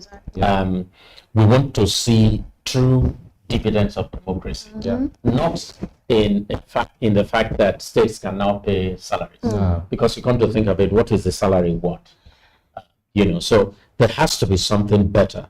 But let's pivot to something else, which has very interesting, and depending on where you're coming from, whether the glasses have empty or whether the glasses. Business Day did a report last week that suggested that in terms of customer size, Nigerian banks were just at the top of the pyramid. But when it comes to size of asset, it's like we have not started at all. So, Lolade, can you provide some more perspective on that story? Why you thought it was a great story and what it means? So, I mean, that was quite powerful, really, that story, because, like you said, it depends on how you look at it. Whether it's the glass is half empty or half full. So there are two sides of the divide here. Nigerian banks, as big as they are, they've got the largest customer base in Africa, which is reflective of the fact that we've got, the largest population as well, which makes sense, right? So you'd expect them to be the most prosperous banks. But on the other side, if you're looking at their asset base, you're looking at their balance sheets, they are not even in the top 10 in Africa. Because that tells you, I mean, the simple message from that is that sometimes size is not everything. Because you might have all these customers that the bank have, they're just how much do they have? Some of them have the 160 million people in poverty. Precisely, that's the story. So you might have all of the customers, but at the end of the day, it's more about the transactions that those customers are able to make. And in Nigeria, which also doubles as the poverty capital of the world, then of course some of those people have some bank accounts as well. It's like you put a net in the river, and when you take it up, all things just get in there. So you have access with 60 million customers across the continent, but they don't have the balance sheet of First Rand, that is like the 4th largest bank in South Africa. South Africa has a population of about 55 million people. So it's not, and that's why it takes me back to the point that was being made. I mean, ShopRite, financial analysts, I don't get swayed by just mere talk. As let's talk with financial analysts, I don't get swayed by just mere talk. As let's talk with data. If you look at the financial statement of ShopRite, you would find that South Africa contributes the most to group revenue than Nigeria and the rest of Africa. Because we report all of them combined, Nigeria and the rest of Africa. Nigeria and the rest of Africa at the time in 2021 was contributing 14% to group revenues. South Africa alone at 86%, despite boasting just a third of Nigeria's population. Incredible. So it's not. That's what we're seeing as well now. Despite the fact that they have such huge customer base, it's not mean to huge assets, because what has popularized the Nigerian population? I have a theory, but I'll keep it until I listen to you. Well, a lot of things. Obviously, the carnage that has happened with the exchange rates is like a big elephant in the room, because that has just eaten into purchasing power and disposable income. It was easy to get good jobs, well-paying jobs, and all of that. The cost of a brand new car probably costs a fraction of what it is today. Yeah, in 1984-85, a brand new car was 5,000-6,000. Jesus. You can't buy a plate of food with that today. You can't buy a plate of food with that today. Yeah. But if you look at the dollar equivalent of that amount then in the 80s and now, inflation has happened. The dollar has weakened to some point as well, but it's not enough. So the real elephant in the room has been how the currency has moved against the dollar, and the fact that Nigeria has just gotten more exposed. The truth is, we've never really been as productive as we ought to be. Our population has been rising, and then it was always going to happen that at some point it would become a very, very murky situation to navigate. Because right now you have 220 million people. 220 million people. That's enormous. In the 80s, it was less than half of that. So you find yourself in a situation where you've got to create opportunities, new opportunities for those people to accommodate them. But we're not creating, the economy is not productive enough to create avenues for those people to, find, to be productive. Productivity in Nigeria is very low. I said that, productivity is part of the problem. Exchange rate, maladministration. For me, is the biggest thing. Because over the years, when we attempted to devalue the currency, the primary objective was that if we did, we will engender a significant growth in exports. And productivity would rise. But all that didn't happen. And I think we were like having a dream to think that was going to happen.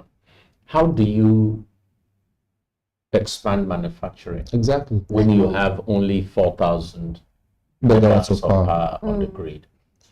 It's just not going to happen. In fact, the amount of power you have on your grid is sometimes taken as a proxy for measuring economic activity, for measuring economic growth. So I think that was a problem, and why our leaders did not understand that you had more than just one lever to move. The first lever was a currency. The other lever was developing infrastructure. If we had built power and other infrastructure, the way the Gowon administration built highways those days, then you can be on your way to developing. So we devalued the currency. But as I said, we were dreaming to think that that alone would... Absolutely. My first passport, I got in I was news editor in the Vanguard. I got my first passport in 1985.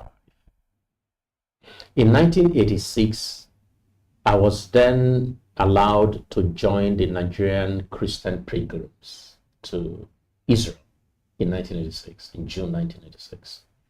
And I still have that passport. The amount of money we were made to contribute for that trip was 1,876 naira. 1,876 naira. He paid for accommodation in Israel for 2 weeks and transportation. He paid for my flight to Israel and back, including a 4-day stopover in Rome. Wow. And by the time we got back to Rome to fly Nigeria Airways to come back to Lagos, we were given $40 each to spend in Rome out of 1,876,000. Hard to believe we're still talking about 1,800. Then you were entitled as a Nigerian traveler to 500 naira, which was more, and that is to shock you. It was more than $500. Wow. So then the naira was even stronger than the dollar. Yeah. So you look at where we have come from.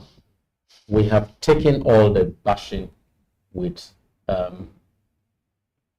naira devaluation, but there has been absolutely nothing added in terms of productivity, nothing added in terms of export. So in effect, economic managers ruined the economy and ruined the millions of lives in Nigeria. In fact, why do you think the banks are trying to expand outside of Nigeria? Yeah, trying to grow their assets. So that they can hedge. They are not capital. Concentration risk. Look at, I talked about how East Africa is the opportunity they are now going into. You have Kenya, you have the likes of Ethiopia. Look at how the business environment, Ethiopia has been projected to see the highest GDP growth this year in the continent. So those are other opportunities they are thinking of, increasing their assets. They understand that is what they actually want to do. And then look at the interest rate of those African countries. South Africa, you talked about Standard Chartered, close to about 7%. They still want to bring it down. You can't compare that with Nigeria, which is at 26%, and the second highest in the continent. Look at Kenya. Kenya is almost close to 9%. So it's actually valuable and actually profitable for them to Yes, this is talks back to so much being wrong with the economic management in Nigeria. It's really a mess. I mean, to think that there was a time that the naira was stronger than the dollar. I mean, and the truth is, I think we just failed to plan. Like you said, go on at the time. There was a lot of money. We plan. Yeah, but we plan.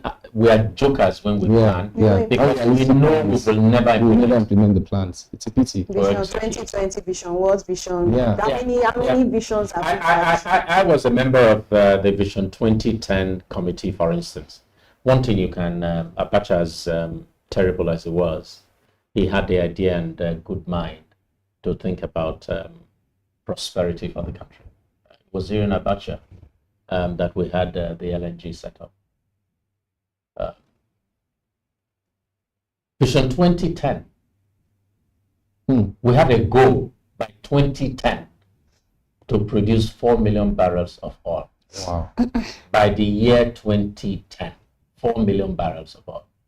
And we believed it was possible because then Nigeria was doing sometimes above 2 million barrels of oil. Yeah. In fact, at some point we hit 3 million. Yeah. But we've not done that. We believed it was going to happen. Shell alone was producing almost 1 million barrels of oil a day. Anyway, let's end this conversation by just asking the two of you enough of moaning about what should have been that is not. What should Nigeria do? What should Nigeria do today to regain some or perhaps all of the lost glory? What should Nigeria do to occupy that position, at least in Africa, that it should actually occupy? We'll start with you, Lola, and then Bumi will I think one thing more than anything else, we need there are some good things that we can do, right? Or that we've been doing, that we've done in the past. We need to be consistent with those things. So consistency in reforms is important, consistency in policies.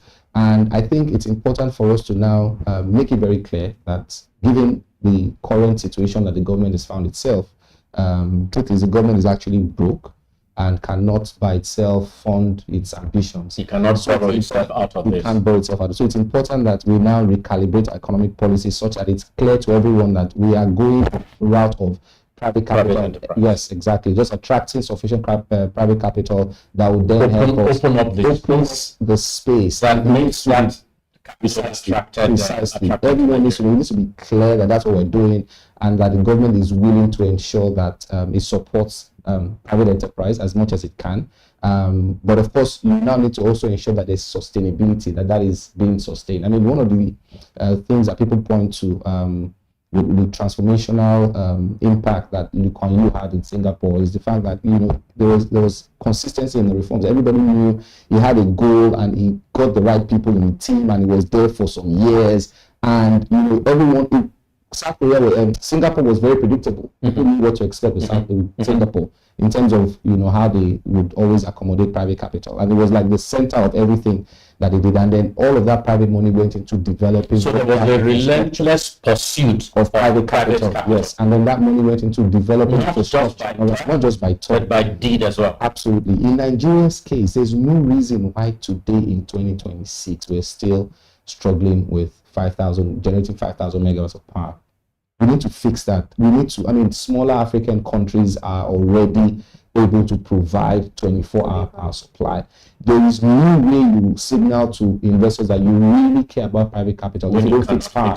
Because it's well documented that energy cost consumes the bulk of the revenues of companies in Nigeria today. And no one really brings money. Exactly. If you really care about private capital, about private enterprise and, you know, private businesses, then you need to look at what are the pain points, what are the biggest challenges that they face today. Power, infrastructure generally. So you need to ensure that you pull in private capital to fix that and not just move away from the talk, you know, and just get to doing the real work. I feel like if we do that and we sustain that and we're clear that, look, we've come to this conclusion now that private capital is the only way to get our people out of poverty and to return Nigeria to those glory days, then it will be, every other thing will fall in place. Okay. How are you? Okay, so in addition to what you're saying, look at the banks, for example, how we can actually improve. Banks have the capital now. They are flushed with cash. But now they are just, I don't know, what's the major thing that banks are actually meant to do? It's not meant to lend. Yes, financial intermediation. They are now the opportunities. Yes, so they are now expanding. See, they're falling over one another to lend to exactly, they have the capital. So is there a way for the CBN to actually mandate these banks to lend? I don't think. For me, I don't. For me, that might be too administrative. It's not something. A bank is a private business. If they see opportunity to make return, they will do it. You don't need to tell them. Yeah, but it's a private business and you want to make profit. Yeah. But Lolade, let's not move from one extreme to another extreme. I think that we need to find a way to move the bank closer to the middle ground. The banks need to lend more than they are lending, because come to think of it, what is the cost of their capital? And what is the interest rate? Does it match? It doesn't. So what are you doing? Are they behaving like a private company? They are behaving like a group of companies. I mean, there was a report I saw. Let's do this first. Yes. Bumi might be towards administrative control. Yes. But it's not administrative control. So when I say that is not the way to go. No, but what you say about yes, I'm getting this. Why should we allow the banks get away with such high margin for? No, it's not really about getting away. I feel like in Nigeria, the environment is so risky that it doesn't encourage the banks to readily lend. Because if you look at it, I mean, the maximum lending rate is around 30%. How many businesses in Nigeria today can boast a profit margin of over 30%? No, but it's the banks that are going that way. I asked you the question. What is the cost of capital?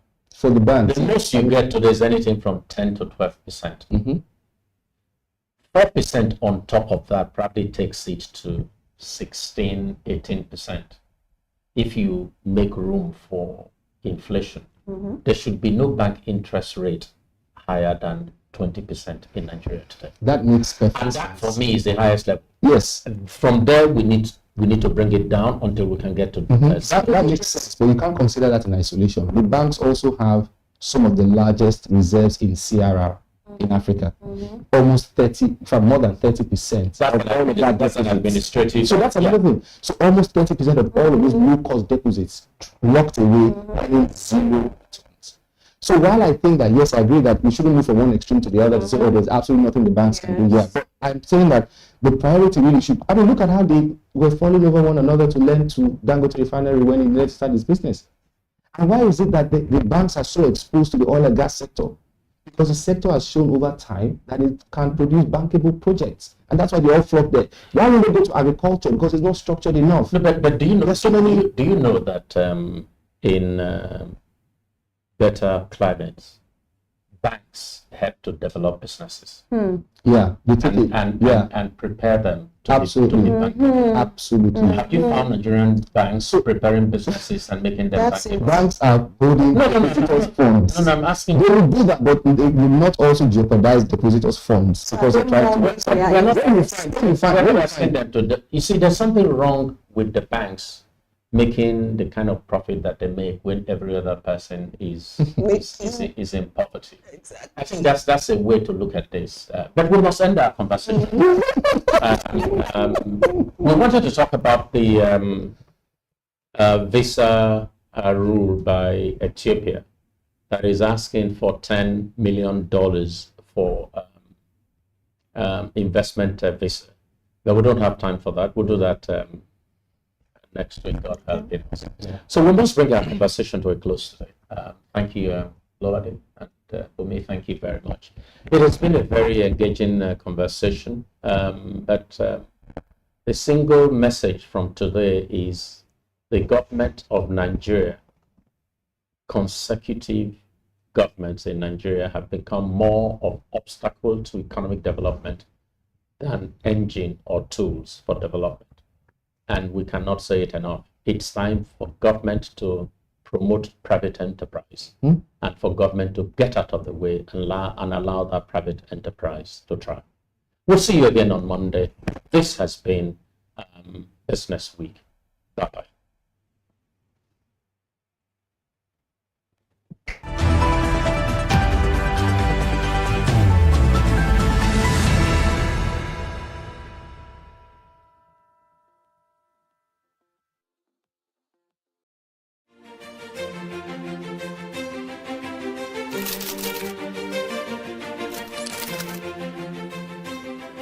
I am, of course, a great admirer of the impeccable credibility, professionalism, and business savviness of BusinessDay. If you really mean business in Nigeria, start your day with BusinessDay.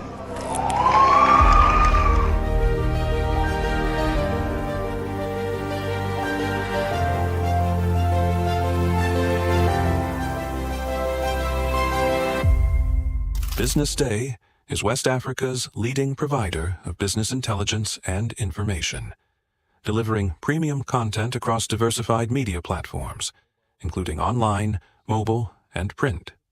Since its inception in 2001 with a weekly newspaper production, BusinessDay has expanded its reach to provide exclusive content accessible through print, mobile, and online channels. At BusinessDay, our mission is clear: to be the foremost provider of business and financial content, empowering readers to make informed decisions in Nigeria and Africa.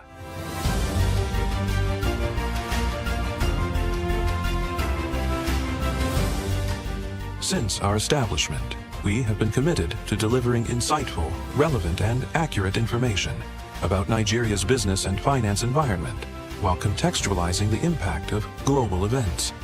We monitor the stock market, analyze the companies driving it, and report on government policies and their economic implications. From decoding market trends to dissecting economic shifts, we offer actionable investment ideas and serve as a compass for decision makers navigating complexity. Beyond headlines, Business Day fosters discussions on critical economic issues through impactful conferences and events. These platforms bring industry leaders together to share narratives that drive innovation and spark meaningful dialogues.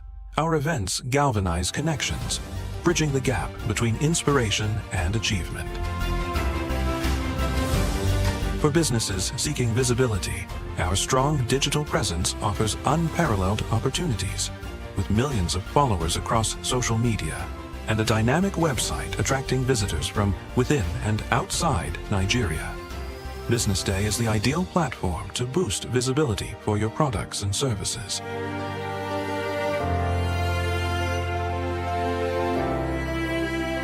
If you're looking for in-depth analysis and expert opinions on Nigeria and Africa's business landscape, Business Day is your guide.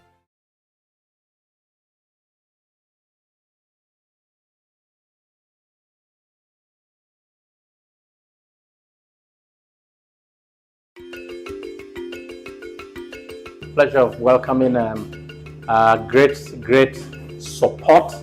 supporters and friends from INMA. He's the president, and then of course L. Wilkinson, and then Doreen is heading the work in Africa.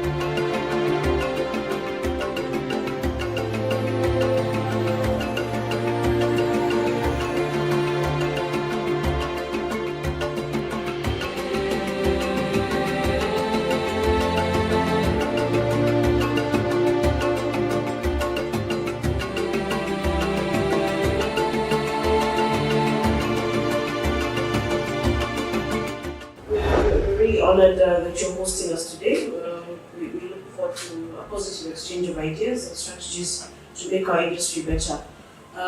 With me is Al Wilkinson. He's President and Executive Director of International Media Association.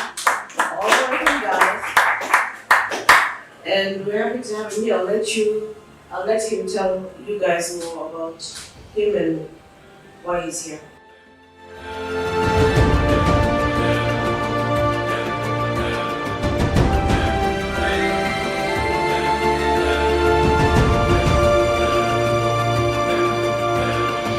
I would leave you with the idea about Business Days. No platform can take it. No AI can replicate it. No competitor can buy it. So here's a little advice. Defend it. Build it. Invest in it. Because folks, the decade ahead is going to belong to news organizations that are unmistakably themselves.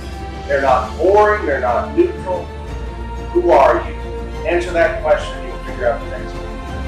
Thanks a lot.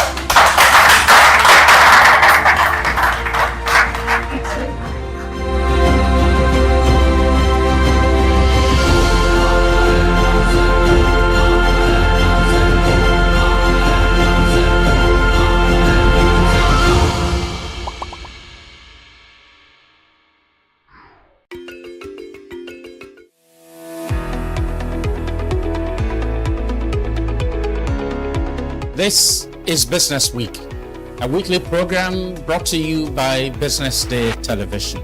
And we're live from Lagos, the nation's commercial capital, bringing you the latest insights into the stories that matter for business and the economy. I am Deborah Eze. Onyeka Valentine. I am Destiny Momo. My name is Elizabeth Moses.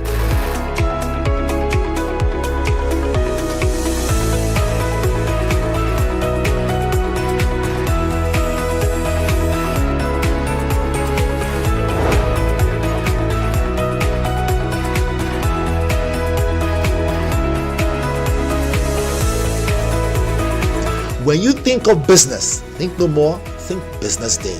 I know that Business Day television will go places. It is the next big thing that will happen to the Nigerian media sector without a shade of doubt.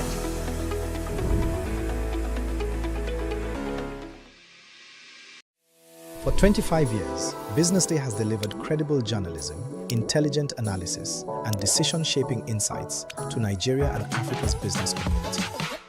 Introducing Africa's first AI-integrated website, enhanced with powerful new capabilities. At the heart of the new platform is the AI-enabled chatbot, built to help you navigate stories faster, ask questions, get summaries, and access deeper context instantly. Text-to-speech functionality, allowing you to listen to articles on the go. The Murtala Muhammad International Airport, Lagos, has recorded an 11.8% growth in air traffic. Whether you're commuting, driving, or multitasking, Business Day now moves with you. And with our new language translation feature, our journalism becomes even more accessible. You can select your preferred language, thereby expanding reach across diverse audiences in Nigeria, Africa, and beyond. This innovation reinforces our commitment to being not just a news platform, but also a smart, accessible, and future-ready business intelligence hub. As we celebrate 25 years of impact, we step confidently into the future, powered by technology, driven by credibility, and focused on you. Visit the new Business Day website today and experience the future of news.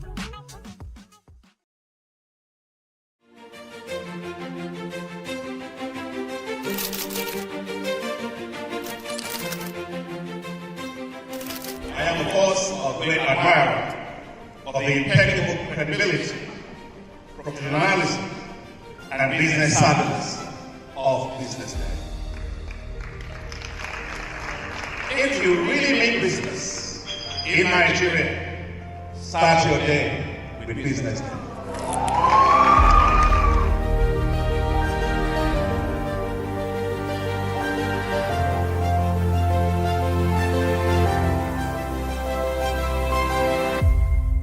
BusinessDay is West Africa's leading provider of business intelligence and information, delivering premium content across diversified media platforms, including online, mobile, and print. Since its inception in 2001 with a weekly newspaper production, BusinessDay has expanded its reach to provide exclusive content accessible through print, mobile, and online channels. At BusinessDay, our mission is clear: to be the foremost provider of business and financial content, empowering readers to make informed decisions in Nigeria and Africa.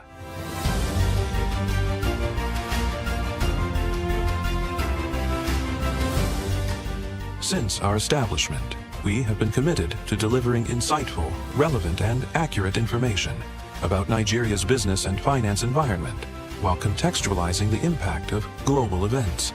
We monitor the stock market, analyze the companies driving it, and report on government policies and their economic implications. From decoding market trends to dissecting economic shifts, we offer actionable investment ideas and serve as a compass for decision-makers navigating complexity. Beyond headlines, BusinessDay fosters discussions on critical economic issues through impactful conferences and events. These platforms bring industry leaders together to share narratives that drive innovation and spark meaningful dialogues. Our events galvanize connections, bridging the gap between inspiration and achievement. For businesses seeking visibility, our strong digital presence offers unparalleled opportunities, with millions of followers across social media and a dynamic website attracting visitors from within and outside Nigeria. BusinessDay is the ideal platform to boost visibility for your products and services.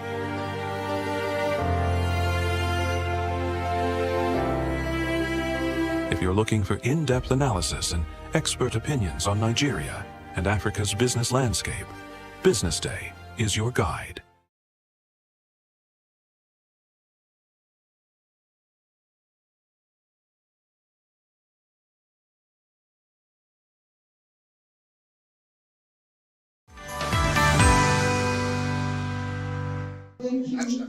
This is still the Business Day CEO Forum, the 14th annual edition, and I'm still speaking to the CEOs, business leaders in the room, and it's been a very insightful conversation so far. Right now, I have the partner tax at KPMG, Mr. Dayo Adeniji. Thank you so much for joining us. Thank you, Elizabeth. I'm going to start by asking what some of the key insights and takeaways you've gotten from this event. I mean, you've been here for the entire day, so just share with me some of the things that we must learn.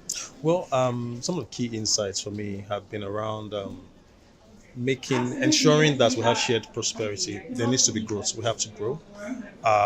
There are a lot of reforms that, we've been going through a lot of reforms in the country, and those reforms are with a view to ensuring that we have a bigger economy, which will then ensure that we have shared prosperity. But that cannot happen unless we're a productive economy.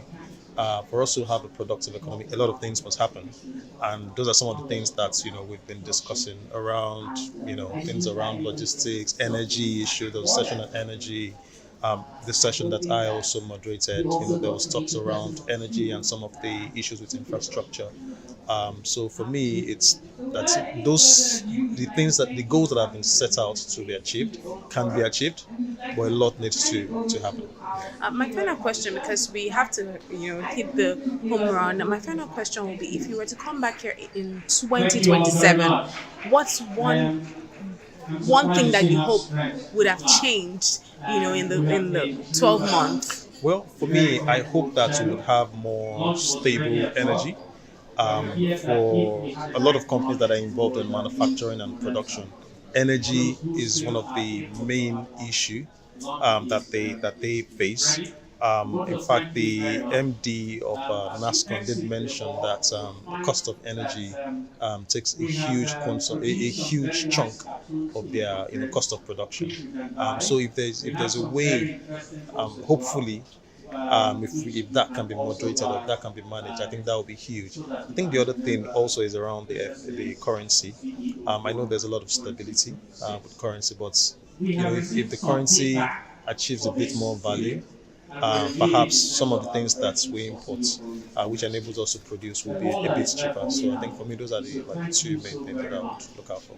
Fantastic. Thank you so much for stopping by. Thank you. Enjoy the rest of your day. Thank you.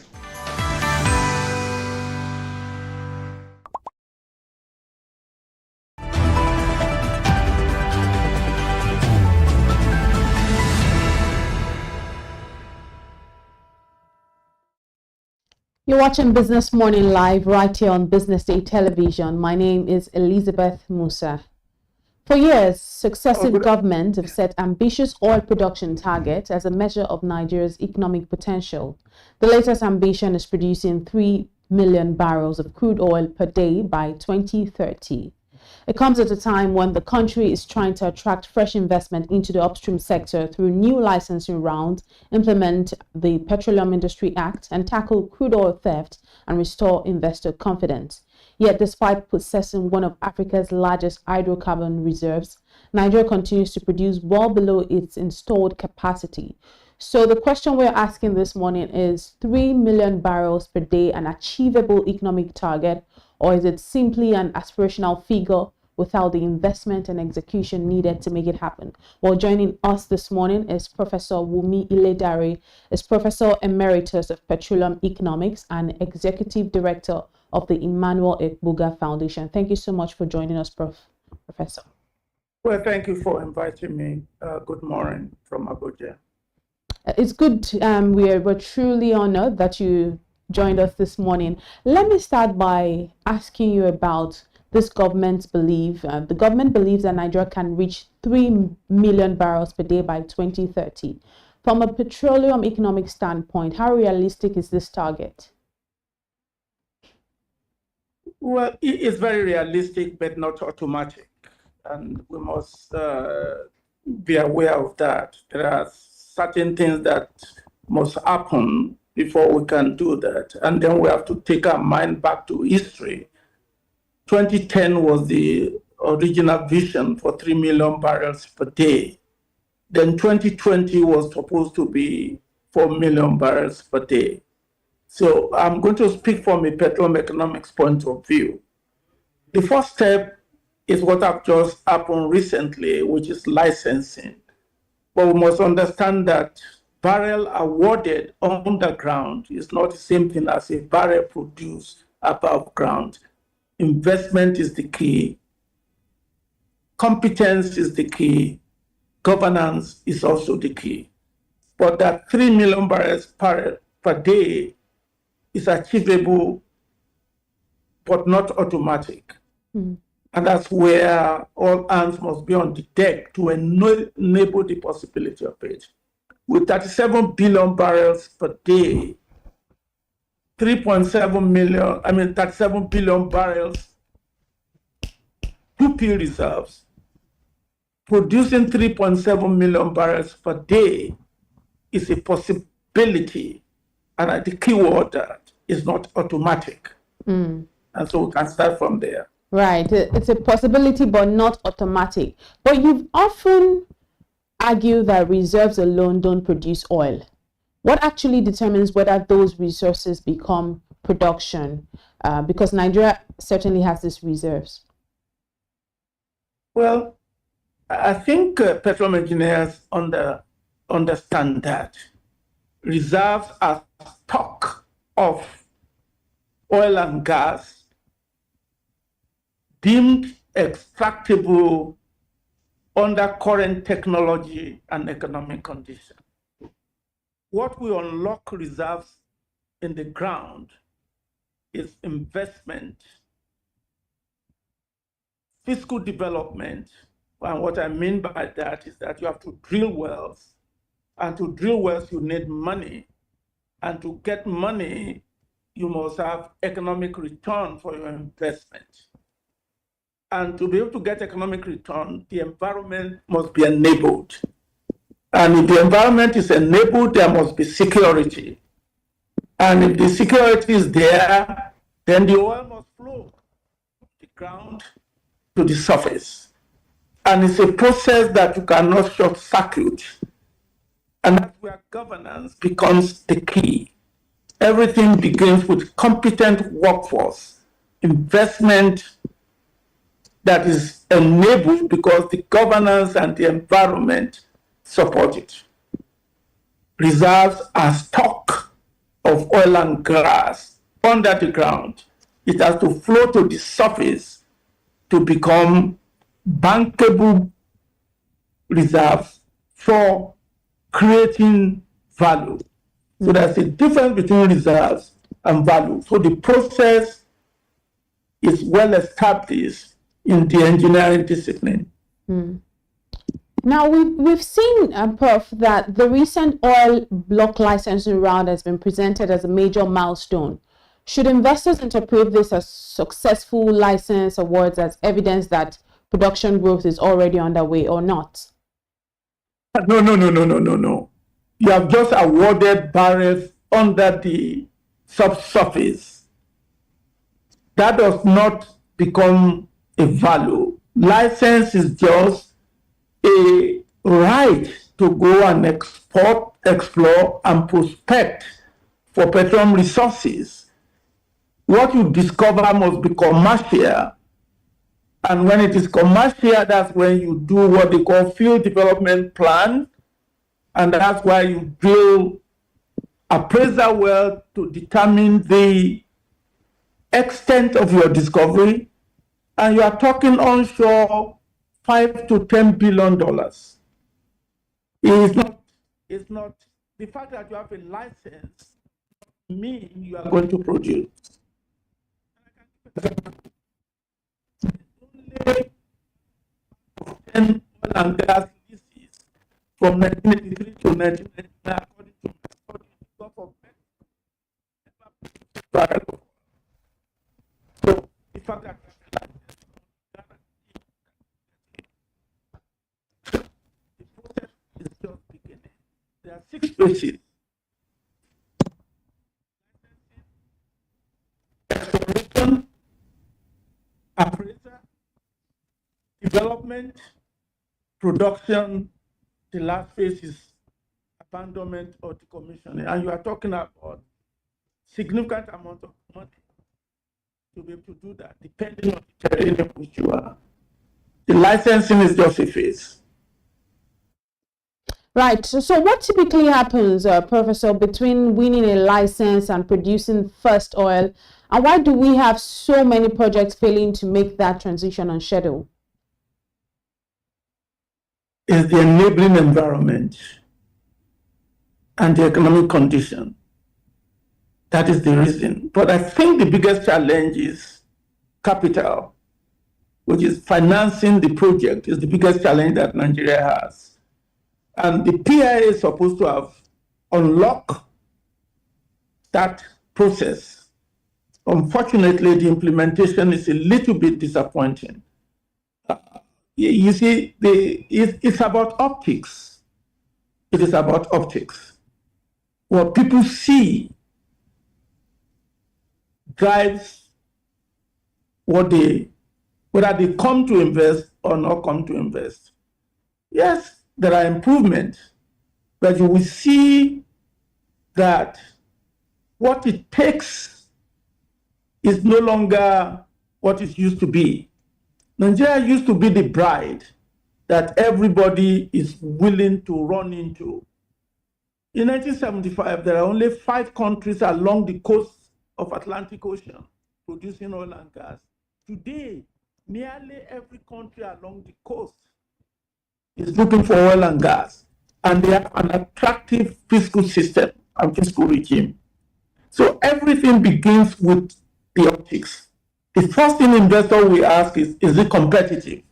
That is, compared to other places, is my earning power of my investment going to be significantly above my willingness, what we call the minimum acceptable rate of return?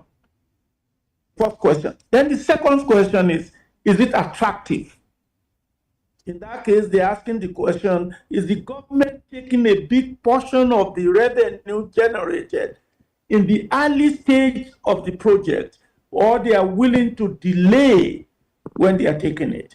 And when those two questions are answered appropriately, then the door is open for them to bring in their money to be able to do what you desire that they do, which is find reserves, fund it, and produce it.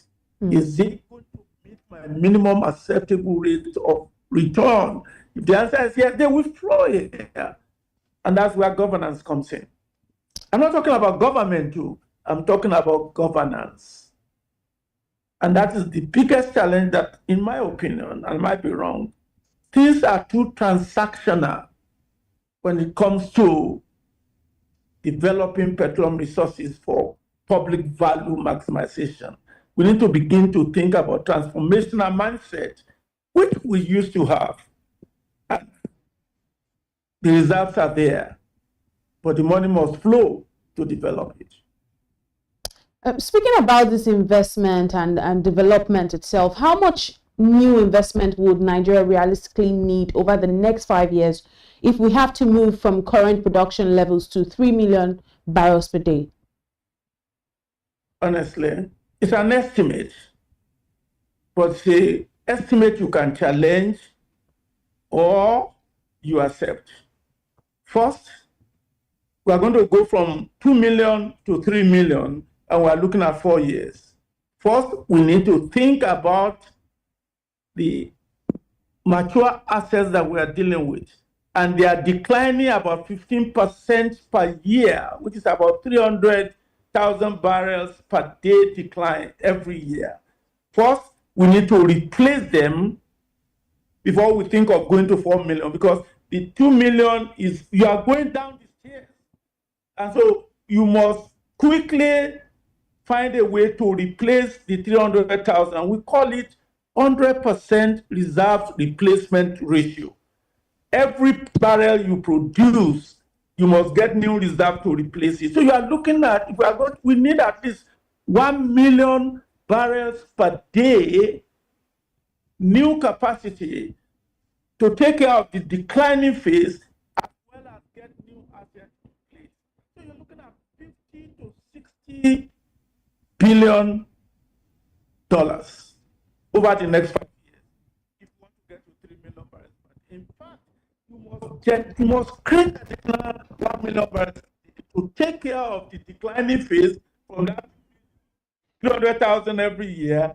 That means you must add something about that 300,000 to be able to grow the production between now and 2030.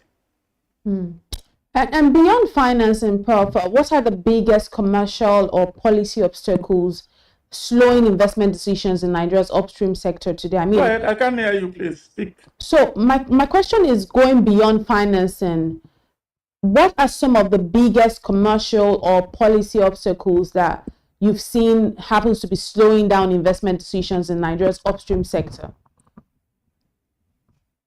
Well, I mean, I think this is something I've addressed, and I don't want to keep beating the push, but I'll say it because you asked me. In my opinion, the policy institution in Nigeria must be developed beyond what we have now. We must take politics out of the policy institution. And that's what the PIA did.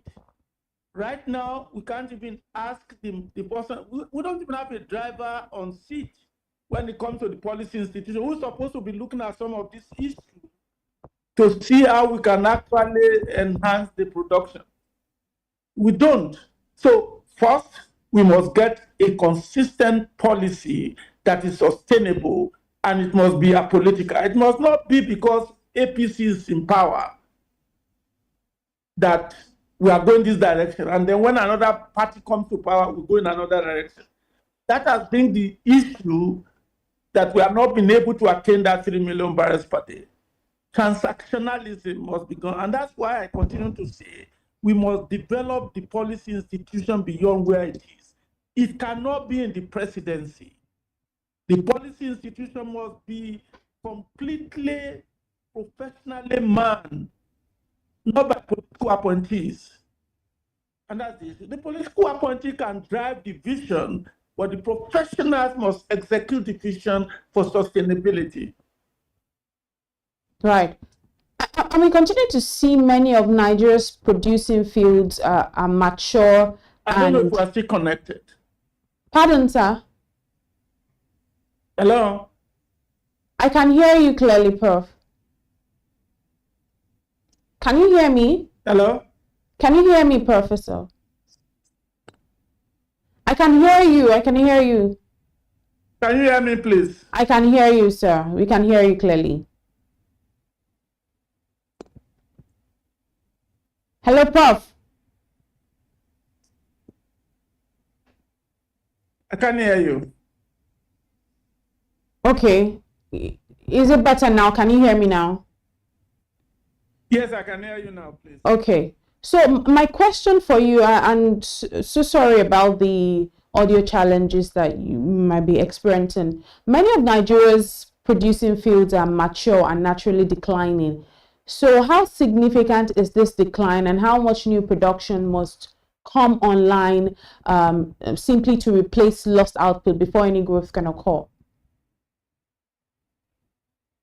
Well, if I hear your question correctly, if you are declining at 3,000 barrels a day, that is almost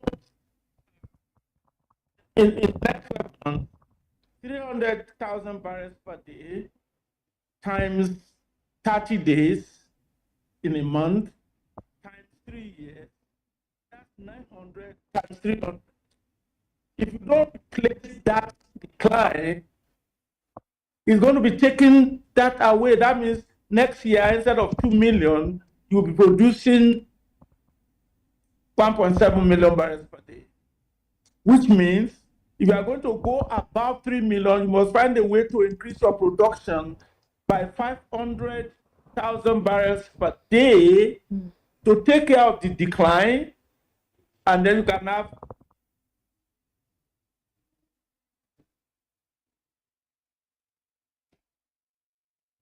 Right, I think we're struggling with the network with Professor Wumi Iledare, but it's been such a very constructive conversation on Nigeria's petroleum future, oil and gas future, and who better to give us this insight on this conversation than Professor Wumi Iledare. But because we have a little bit of I think we have Professor back. Professor, there was a little bit of a slight technical challenge. We couldn't hear you anymore, but can you carry on with what you were saying?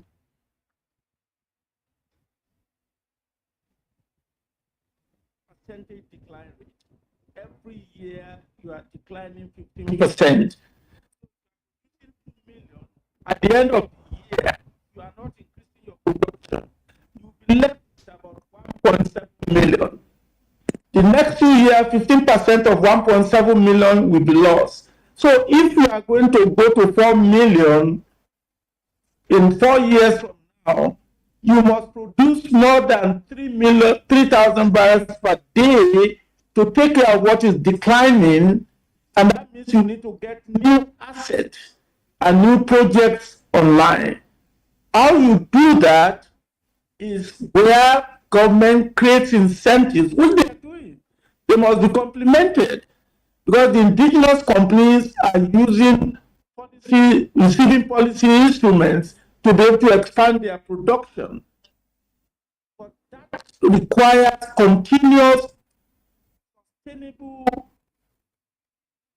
policy analysis using proper policy instruments. I remember when I was in the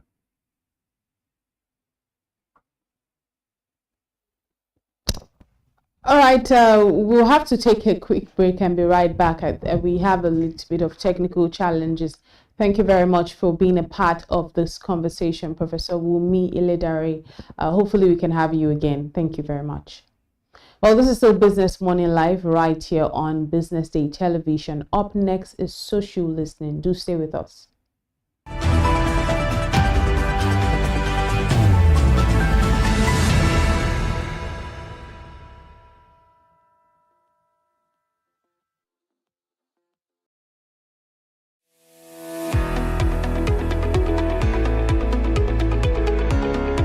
This is Business Week, a weekly program brought to you by Business Day Television.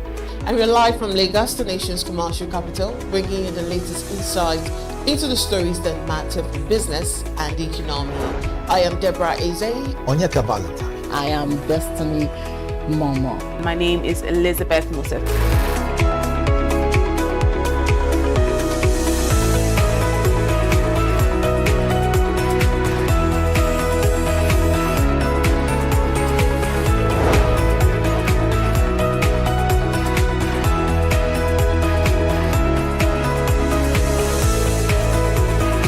When you think of business, think no more, think Business Day. I know that Business Day Television will go places. It is the next big thing that will happen to the Nigerian media sector without a shade of doubt.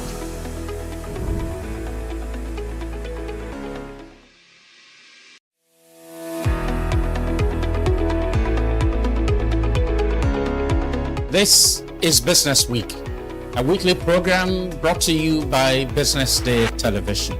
And we're live from Lagos, the nation's commercial capital, bringing you the latest insights into the stories that matter for business and the economy. I am Deborah Eze. Onyeka Valentine. I am Destiny Momo. My name is Elizabeth Musef.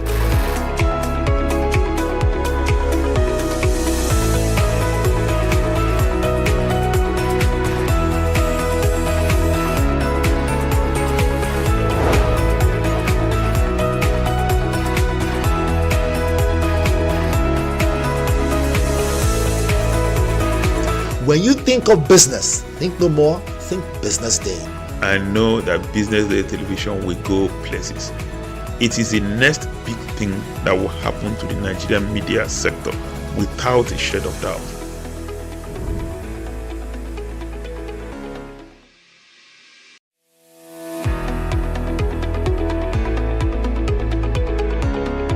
This is Business Week, a weekly program brought to you by Business Day Television. And we're live from Lagos, the nation's commercial capital, bringing you the latest insights into the stories that matter for business and the economy. I am Deborah Eze. Onyeka Valentine. I am Destiny Momo. My name is Elizabeth Musef.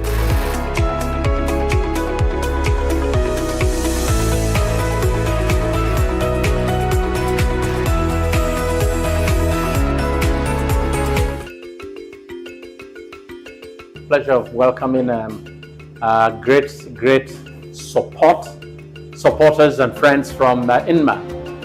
He's the president, and then of course L. Wilkinson, and then Doreen is heading the work in Africa.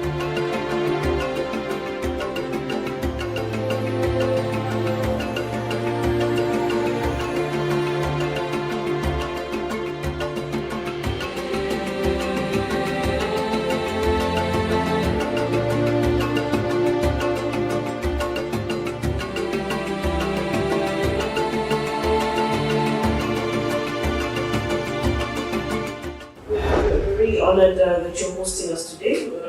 We look forward to a positive exchange of ideas and strategies to make our industry better.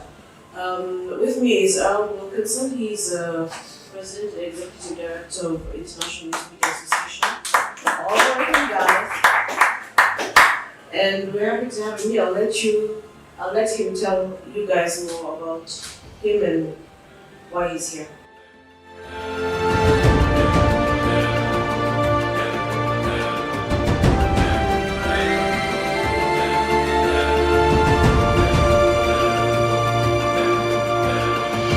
I would leave you with the idea about business days. No platform can take it. No AI can replicate it. No competitor can buy it. So here's a little advice. Defend it. Build it. Invest in it. Because folks, the decade ahead is going to belong to news organizations that are unmistakably themselves. They're not boring. They're not neutral. Who are you? Answer that question and you'll figure out the next one. Thanks a lot.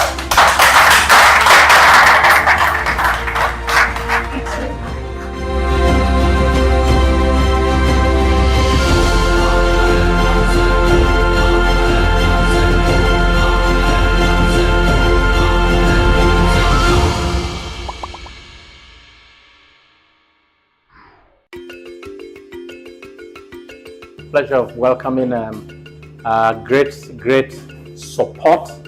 supporters and friends from INMA. He's the president, and then of course L. Wilkinson, and then Dorrit is heading the work in Africa.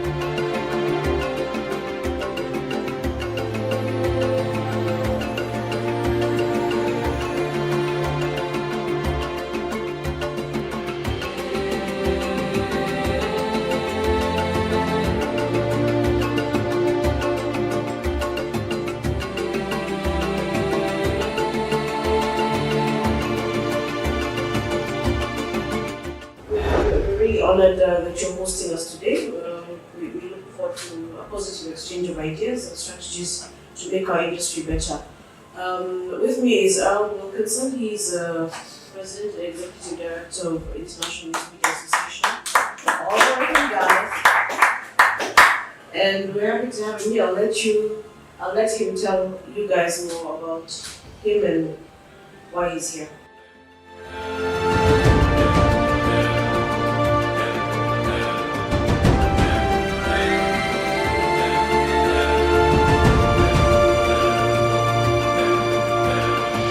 I would leave you with the idea about business days. No platform can take it. No AI can replicate it. No competitor can buy it. So here's a little advice. Defend it. Build it. Invest in it. Because folks, the decade ahead is going to belong to news organizations that are unmistakably themselves. They're not boring. They're not neutral. Who are you? Answer that question and you'll figure out the next one. Thanks a lot.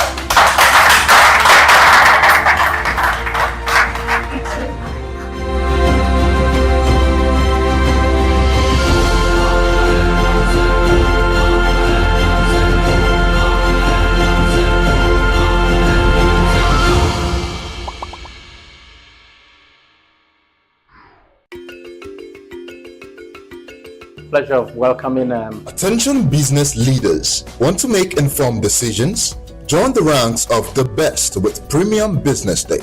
Access in-depth analysis and expert opinions to stay ahead. Subscribe now at premium.businessday.ng and unlock premium content. Plus, you get 50% off your first subscription. Don't miss out. Make smarter choices and seize new opportunities. Sign up now and elevate your business game. Visit premium.businessday.ng today.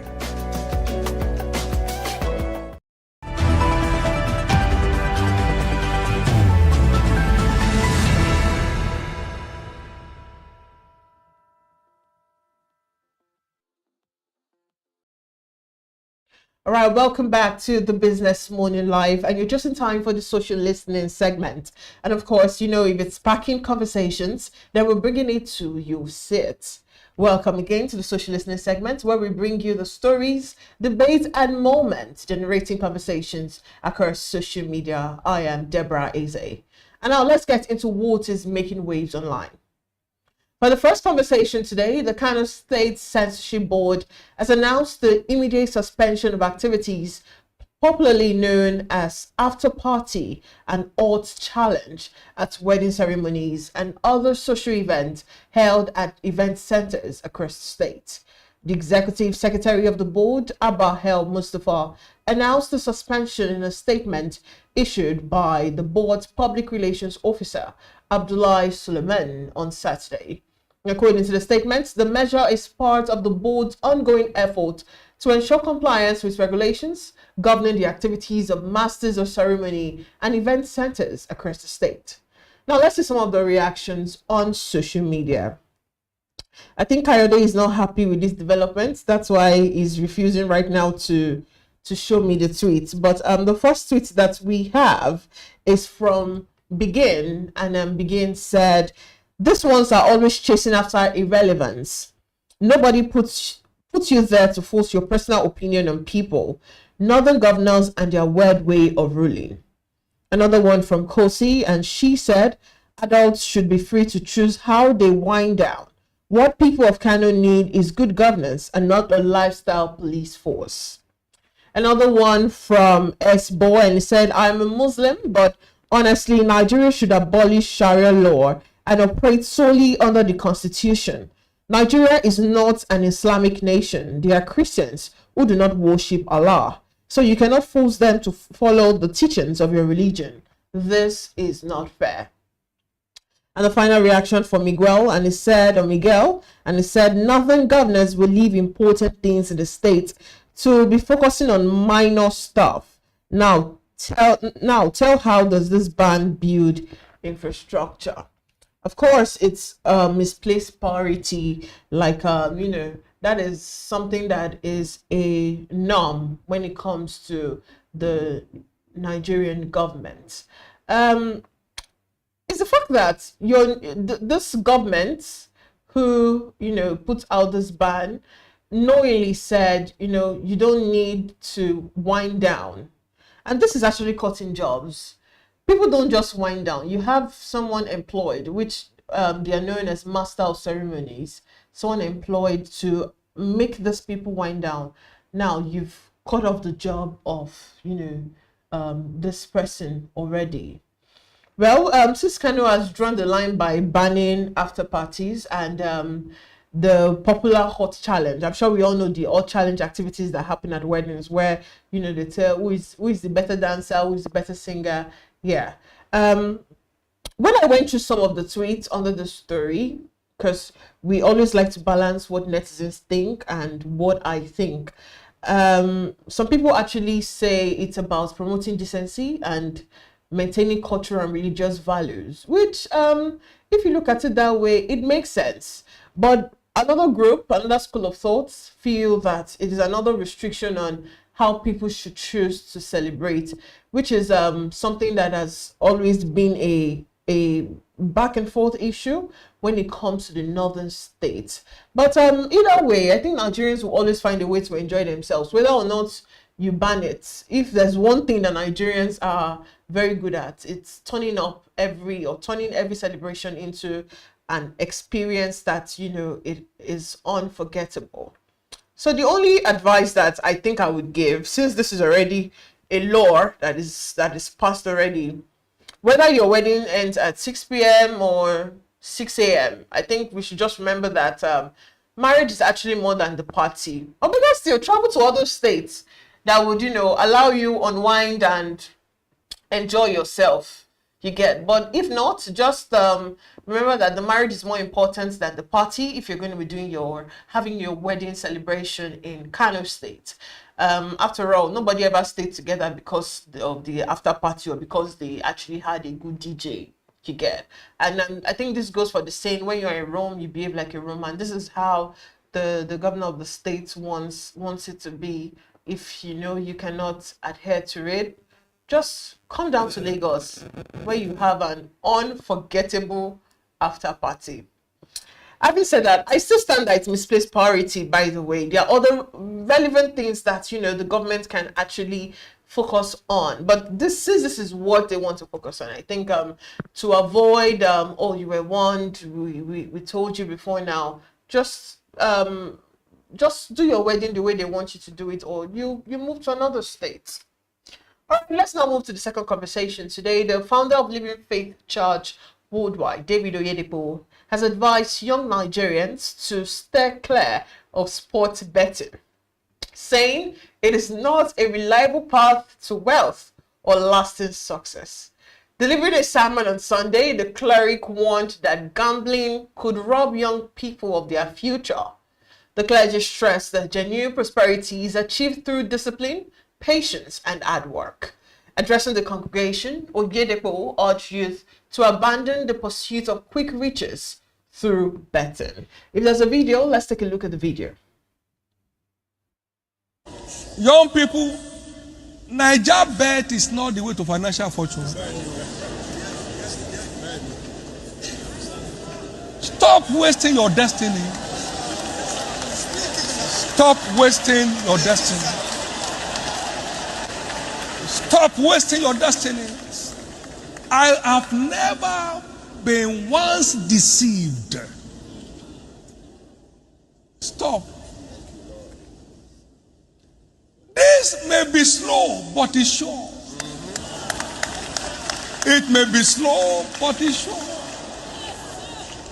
My mother in the faith led me to Christ at 15. When I turned 60, I got her a car that they took to a place in the US. She wept. How can I think that a car will come to me from Africa? She died at 92. What a Sunday would have been. But let's take a look at some of the reactions on social media, how Nigerians are reacting to this. Now, the first reaction from Kepa, and Kepa said, technically he's right. Gambling offers no reliable path to wealth. The betting house always holds a statistical edge, ensuring most bettors lose over time. I have seen young gamblers face high addiction rate, debt, depression, and ruined finances. Another reaction from Fornicator, and he said, let him feed his members with all the money he's been given as tithe and offering since he started his church first. After all, Jesus fed 5,000 people for free. Another reaction from Michelle, and he said, if gambling could make people rich, our fathers will all be rich because they would have spent their lifetime gambling and they should have met luck after several years of trial. But on the contrary, it drains one imperceptibly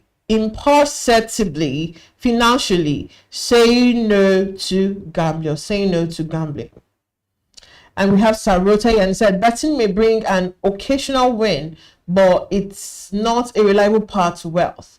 Building skills, working hard, and making wise financial decisions offer a much better chance of long-term success. For those of you that, you know, betting is your favorite thing to do, I'm sure this would have hit you in a very personal place. Although it's a very strong message for the young people.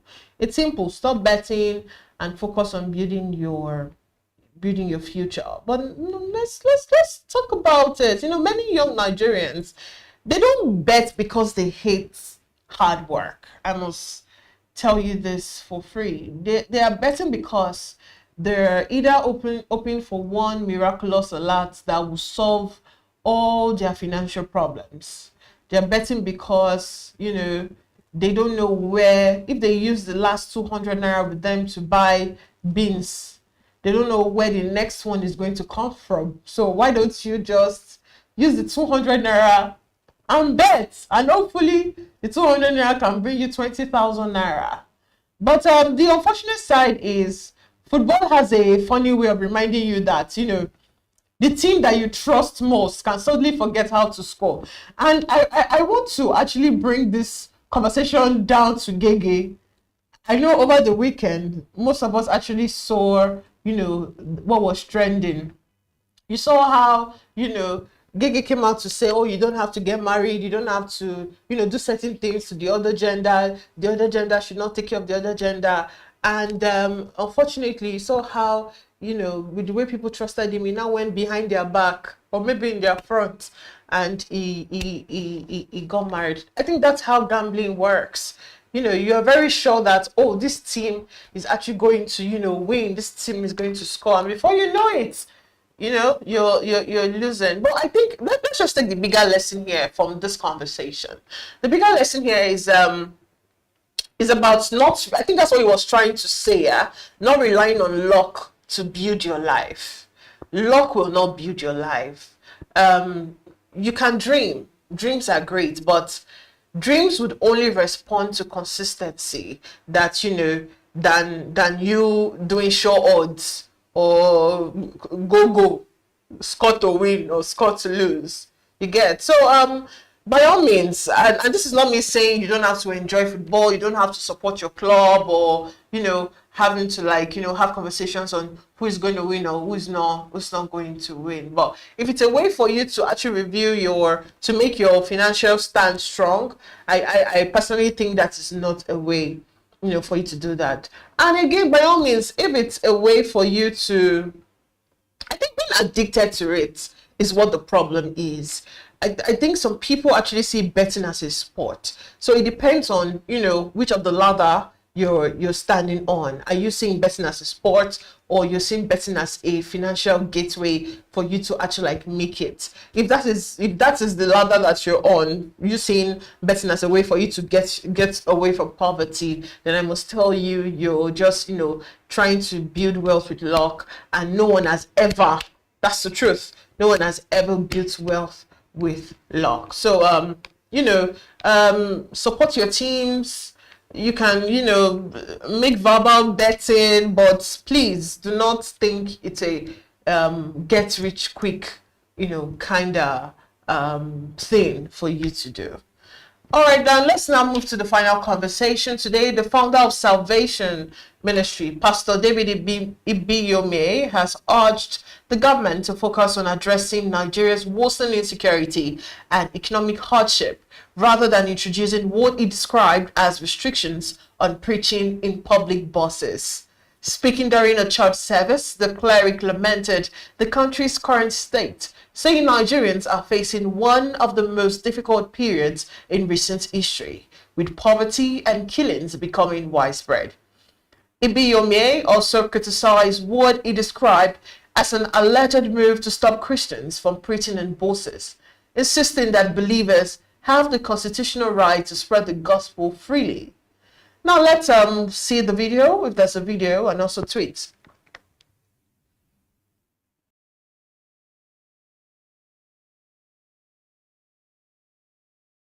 Are you aware that they say you should not preach in buses? Are you aware? That's a stupid law. Say it's a stupid law. I will not be alive see Christ being humiliated. Nigeria has gotten so stupid. The so-called men were in assembly. I don't know where they kept their brains. Nigeria will not preach in buses. Are you aware? But you put loudspeaker outside. Nobody's talking. And Christians are keeping quiet. Hey, every Christian rise up. They attempt not to preach in buses. Tomorrow they tell not to share hands. I will never be alive to see Christianity be humiliated in Nigeria. Never. If they do it, quote me, some of us will leave. Because Nigeria, if you want peace, since we allowed the Muslims to put microphone, nobody. Quite interesting. Let's take a look at some of the tweets, how netizens are reacting to this story. The first one from Sarima, and Sarima said, if they can't stop Muslims from praying on the roads, obstructing vehicles and human movement, then they can't stop Christians from preaching the gospel in the bus, period. And another one from I believe they have never addressed religious laws that allows child marriage, burns Deborah alive, cut off hands, and all forms of extremism. But preaching in the bus is their concern in a country full of corrupt ruiners. Another one from Josh Main, and it said, if the government wants to ban preaching in the bus, they should ban Muslims praying on the road and disrupting movement. And finally, another one from John Christian Alex, and he said, preaching in buses is not Christ. If Jesus was here, will he preach in buses? Jesus was a very orderly person while on earth. He never offended the law of the land and kept away from trouble. You go and do likewise. Another one from Koseni Bia, and he said, freedom of religion should never be selective. If one group has the right to express its faith peacefully, the same right should apply to everyone. What Nigeria needs is fairness, justice, and respect for the law, not division. For those people that usually enter buses, enter downfall, I'm very sure that this is not new to you. Or there are actually 3 things that, can be guaranteed on a bus, on a downfall, especially here in Lagos. You'll find somebody selling miracle toothpaste, somebody announcing about medicine that cures everything except bad driving and bad government. And most importantly, somebody preaching the gospel of our Lord Jesus Christ. Well, why the debates? I like to see both sides when it comes to social issues like this, because at the end of the day, 2 people can be right, in my opinion. Pastor Ibimioye, his anger is actually channeled on, I won't really say he's angry, but I'll say his concern is pointing to the fact that we have bigger issues that actually demands attention. Insecurity, the rising cost of living, we have all of that. But then you're trying to ignore these issues and just focus on having to stop the preaching of the word in the Bible. For many Nigerians, the biggest sermon these days is the price of food in the market. Before they even get to church on Sunday, inflation has, already preached a powerful message. From Monday to Saturday, we're going through inflation. We're going through insecurity. We're going through, the prices of things in the market. So, conversations about public order and religious expressions, of course, they are important. But it's also true that, many Nigerians really do not. These are not the issues that many Nigerians are facing. The issues that Nigerians are facing are what I, previously mentioned. They should actually focus on our everyday life. And on the other end, I don't know, I also find it uncomfortable when I have somebody preaching in the bus. When I just want to sit quietly with my earphones and just get to my destination. You get, I do personally have a problem with that. I also have a problem with the government making it their problem to now put out a statement that, we are going to ban preaching in the bus. And for the tweets that were trying to make it about the Muslims that actually pray and then they cause traffic and all of that. I think that is still very understandable because it is a group of people coming together to actually, pray to their God. But in a bus, it's different people with different mindsets. We have people who don't even want to hear the name of Jesus. All they want is to pay their transport fare and then get to their destination. And then you have somebody asking, have you given your life to Christ? Did I tell you I want to give my life to Christ? So I think the issue is the fact that it's coming from the government. The government should focus on things that they should focus on and leave social issues alone. As far as, it's not creating a nuisance to the economy, I think we should allow people to do what they want to do. But really, from a fellow bus downfall rider to another one, please don't preach in a bus, especially if you see that people just want to get to their destination. You can do that, on the road. You can do that. Even those that even do it early in the morning. Let's even look at the full construction of this having to preach.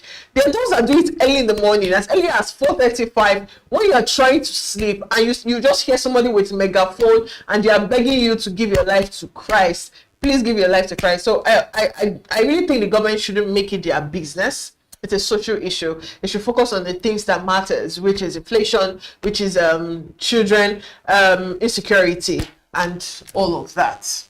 Anyways, that's the much that we have on the social listening segment, the conversation making waves across social media in Nigeria. Thank you for watching the social listening segment. Until I come your way again tomorrow, the Business Morning Live starts up 8 a.m. from Monday to Fridays. I am Deborah Eze. Do have a beautiful morning.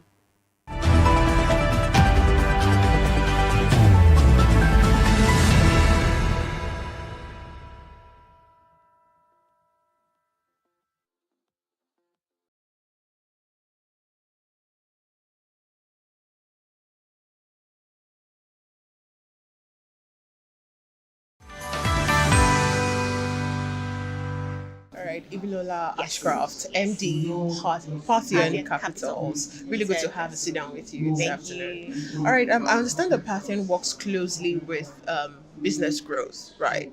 So, what qualities do you believe would make a Nigerian market investment ready? Because at the end of the day, if you're not investment ready, nobody would want to invest in you. So what qualities should these businesses have for them to, say, oh, I'm ready to get invested? Okay.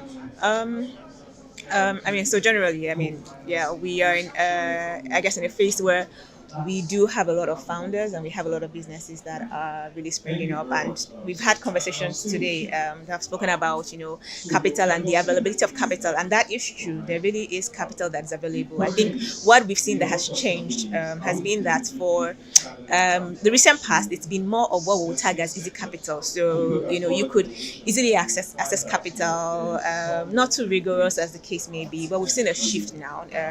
We had, I think, the MD of EcoBank talking about the fact that there were no bankable projects or something around that side. But what I would say is that we've gotten to the era where I think capital is a bit more discerning, meaning that it's very specific about where it's going to and what value it's looking at in terms of where this capital is allocated. And I think that's really what's driving the allocation of capital nowadays. So I mean, a few things that are important for investors, because this is their money after all, and they are seeking risk-adjusted returns and looking to promote sustainable businesses. And I think one key thing will probably be corporate governance. So investors want to be sure that the business that they're putting their money in, is transparent, is well managed. As I said, the goal of giving the intention behind allocating capital is ultimately for the return. So you want to make sure that the business is well managed, has a resilient business, decision-making business model behind it. Another would be financial discipline. You want to make sure that the business is one that has accurate records, robust reporting.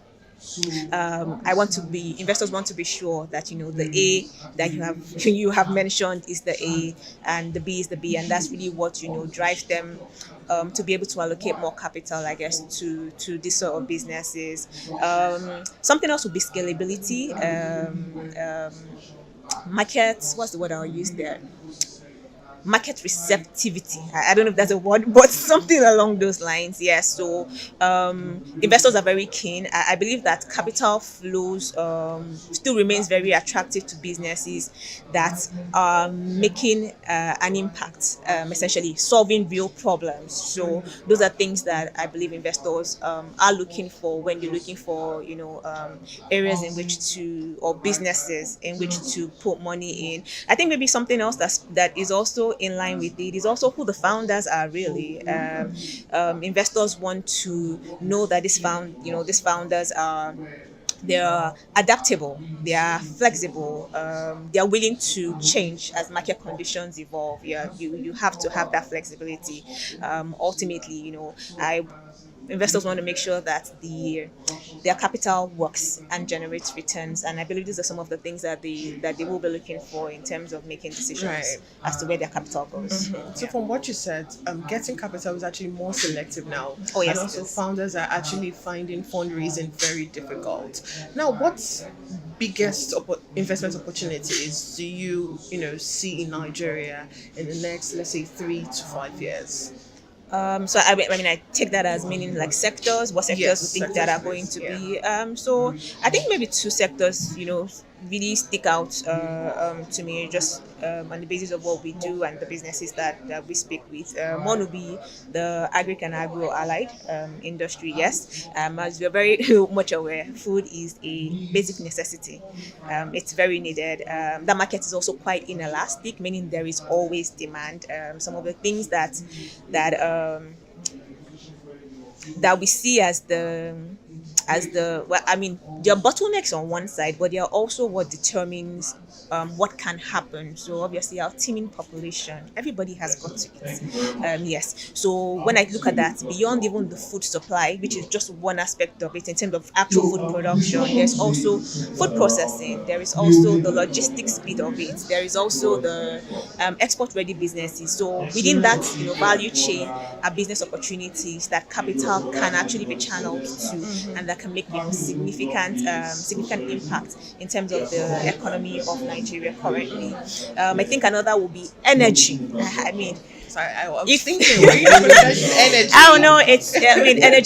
Energy is huge, huge as well, and investors or people will be looking at, or investors will be looking at, solutions from areas like distributed power to renewable energy. I believe everybody has solar now, and it's such a huge market, and with good reason to say. So renewable energy, and essentially solutions. People are looking for solutions that can help reduce energy cost and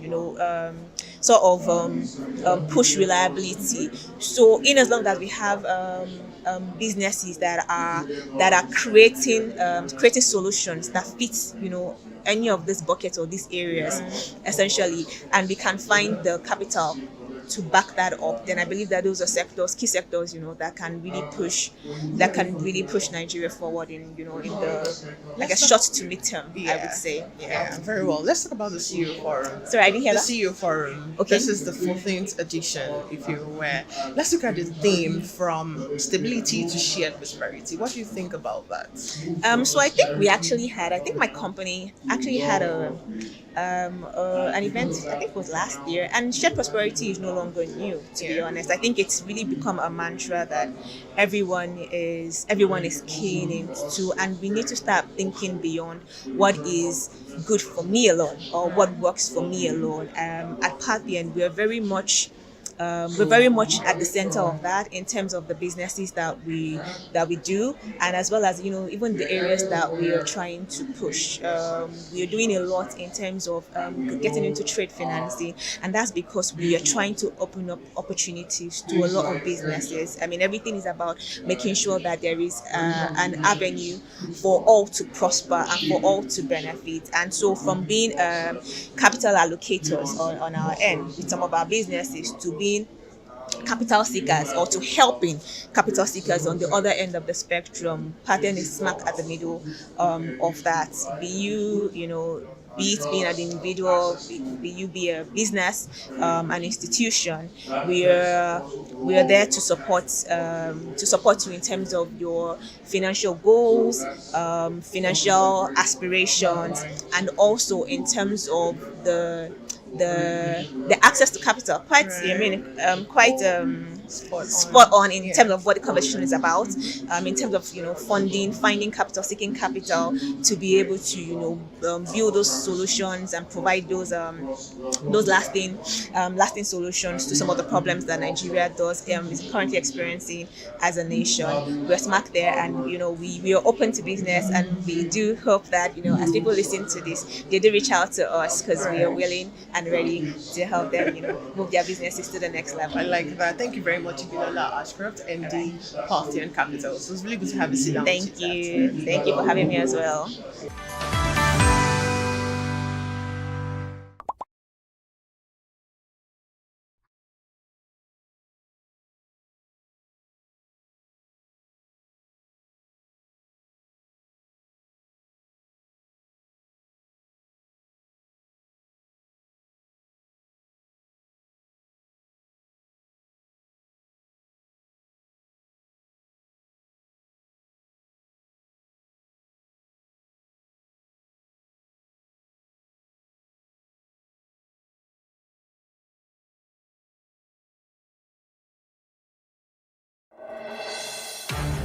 Nigeria, a land of boundless energy, driven by the pulse of over 200 million dreams.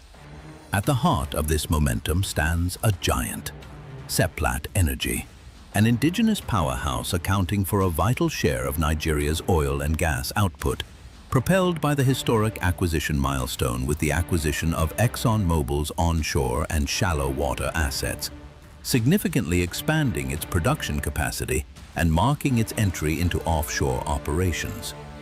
We are the engine of prosperity, Nigeria's leading domestic gas supplier with a total gas production output of 2.7 billion cubic feet and the landmark Ano gas project delivering first gas. We have elevated our total processed gas output to 855 million standard cubic feet per day onshore.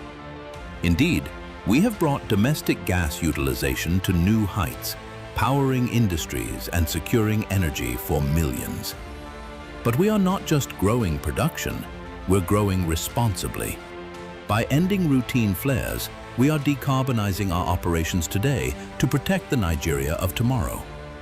Our reach is expanding. From offshore gas distribution to the growth of CNG for transport and industry, we are deepening our presence across the entire value chain. Our impact reaches the grassroots. Through innovative mini-grid projects, we are bringing clean, reliable energy to local communities, fueling economic empowerment where it's needed most. We are more than an energy company. We are a partner in progress, a leader in the energy transition, a giant rooted in Nigeria for Nigeria. Seplat Energy, leading Nigeria's energy transition, powering the future. At Providus Bank, we're committed to your growth and success. You're never alone on the journey. Our personalized relationship banking is how we do things together. It's what sets us apart. We value every individual and partnership and treat them as such. We're committed to helping you grow and celebrating your success. This is your life story, your future, your forward. This is all about you. Let's move you forward. Providus Bank.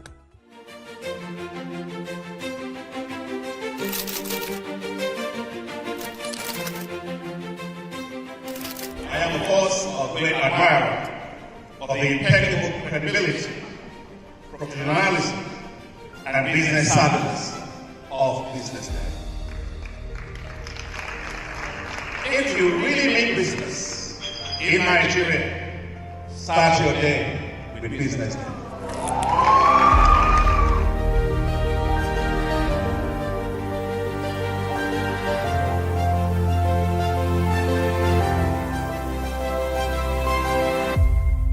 BusinessDay is West Africa's leading provider of business intelligence and information, delivering premium content across diversified media platforms, including online, mobile, and print.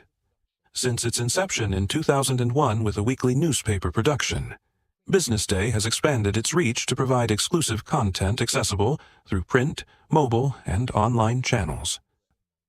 At BusinessDay, our mission is clear: to be the foremost provider of business and financial content, empowering readers to make informed decisions in Nigeria and Africa.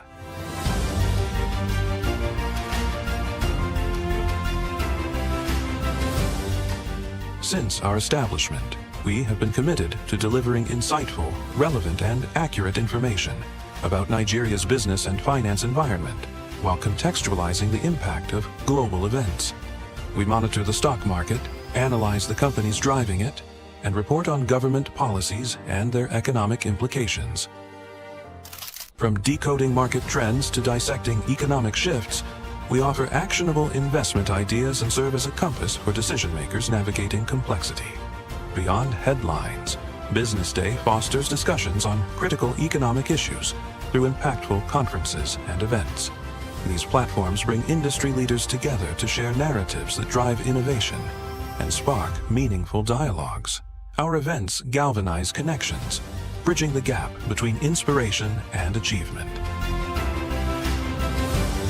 For businesses seeking visibility, our strong digital presence offers unparalleled opportunities.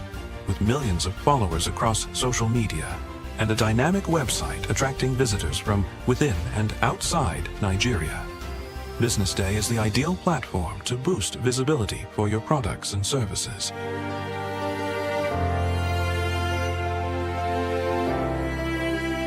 If you're looking for in-depth analysis and expert opinions on Nigeria and Africa's business landscape, Business Day is your guide.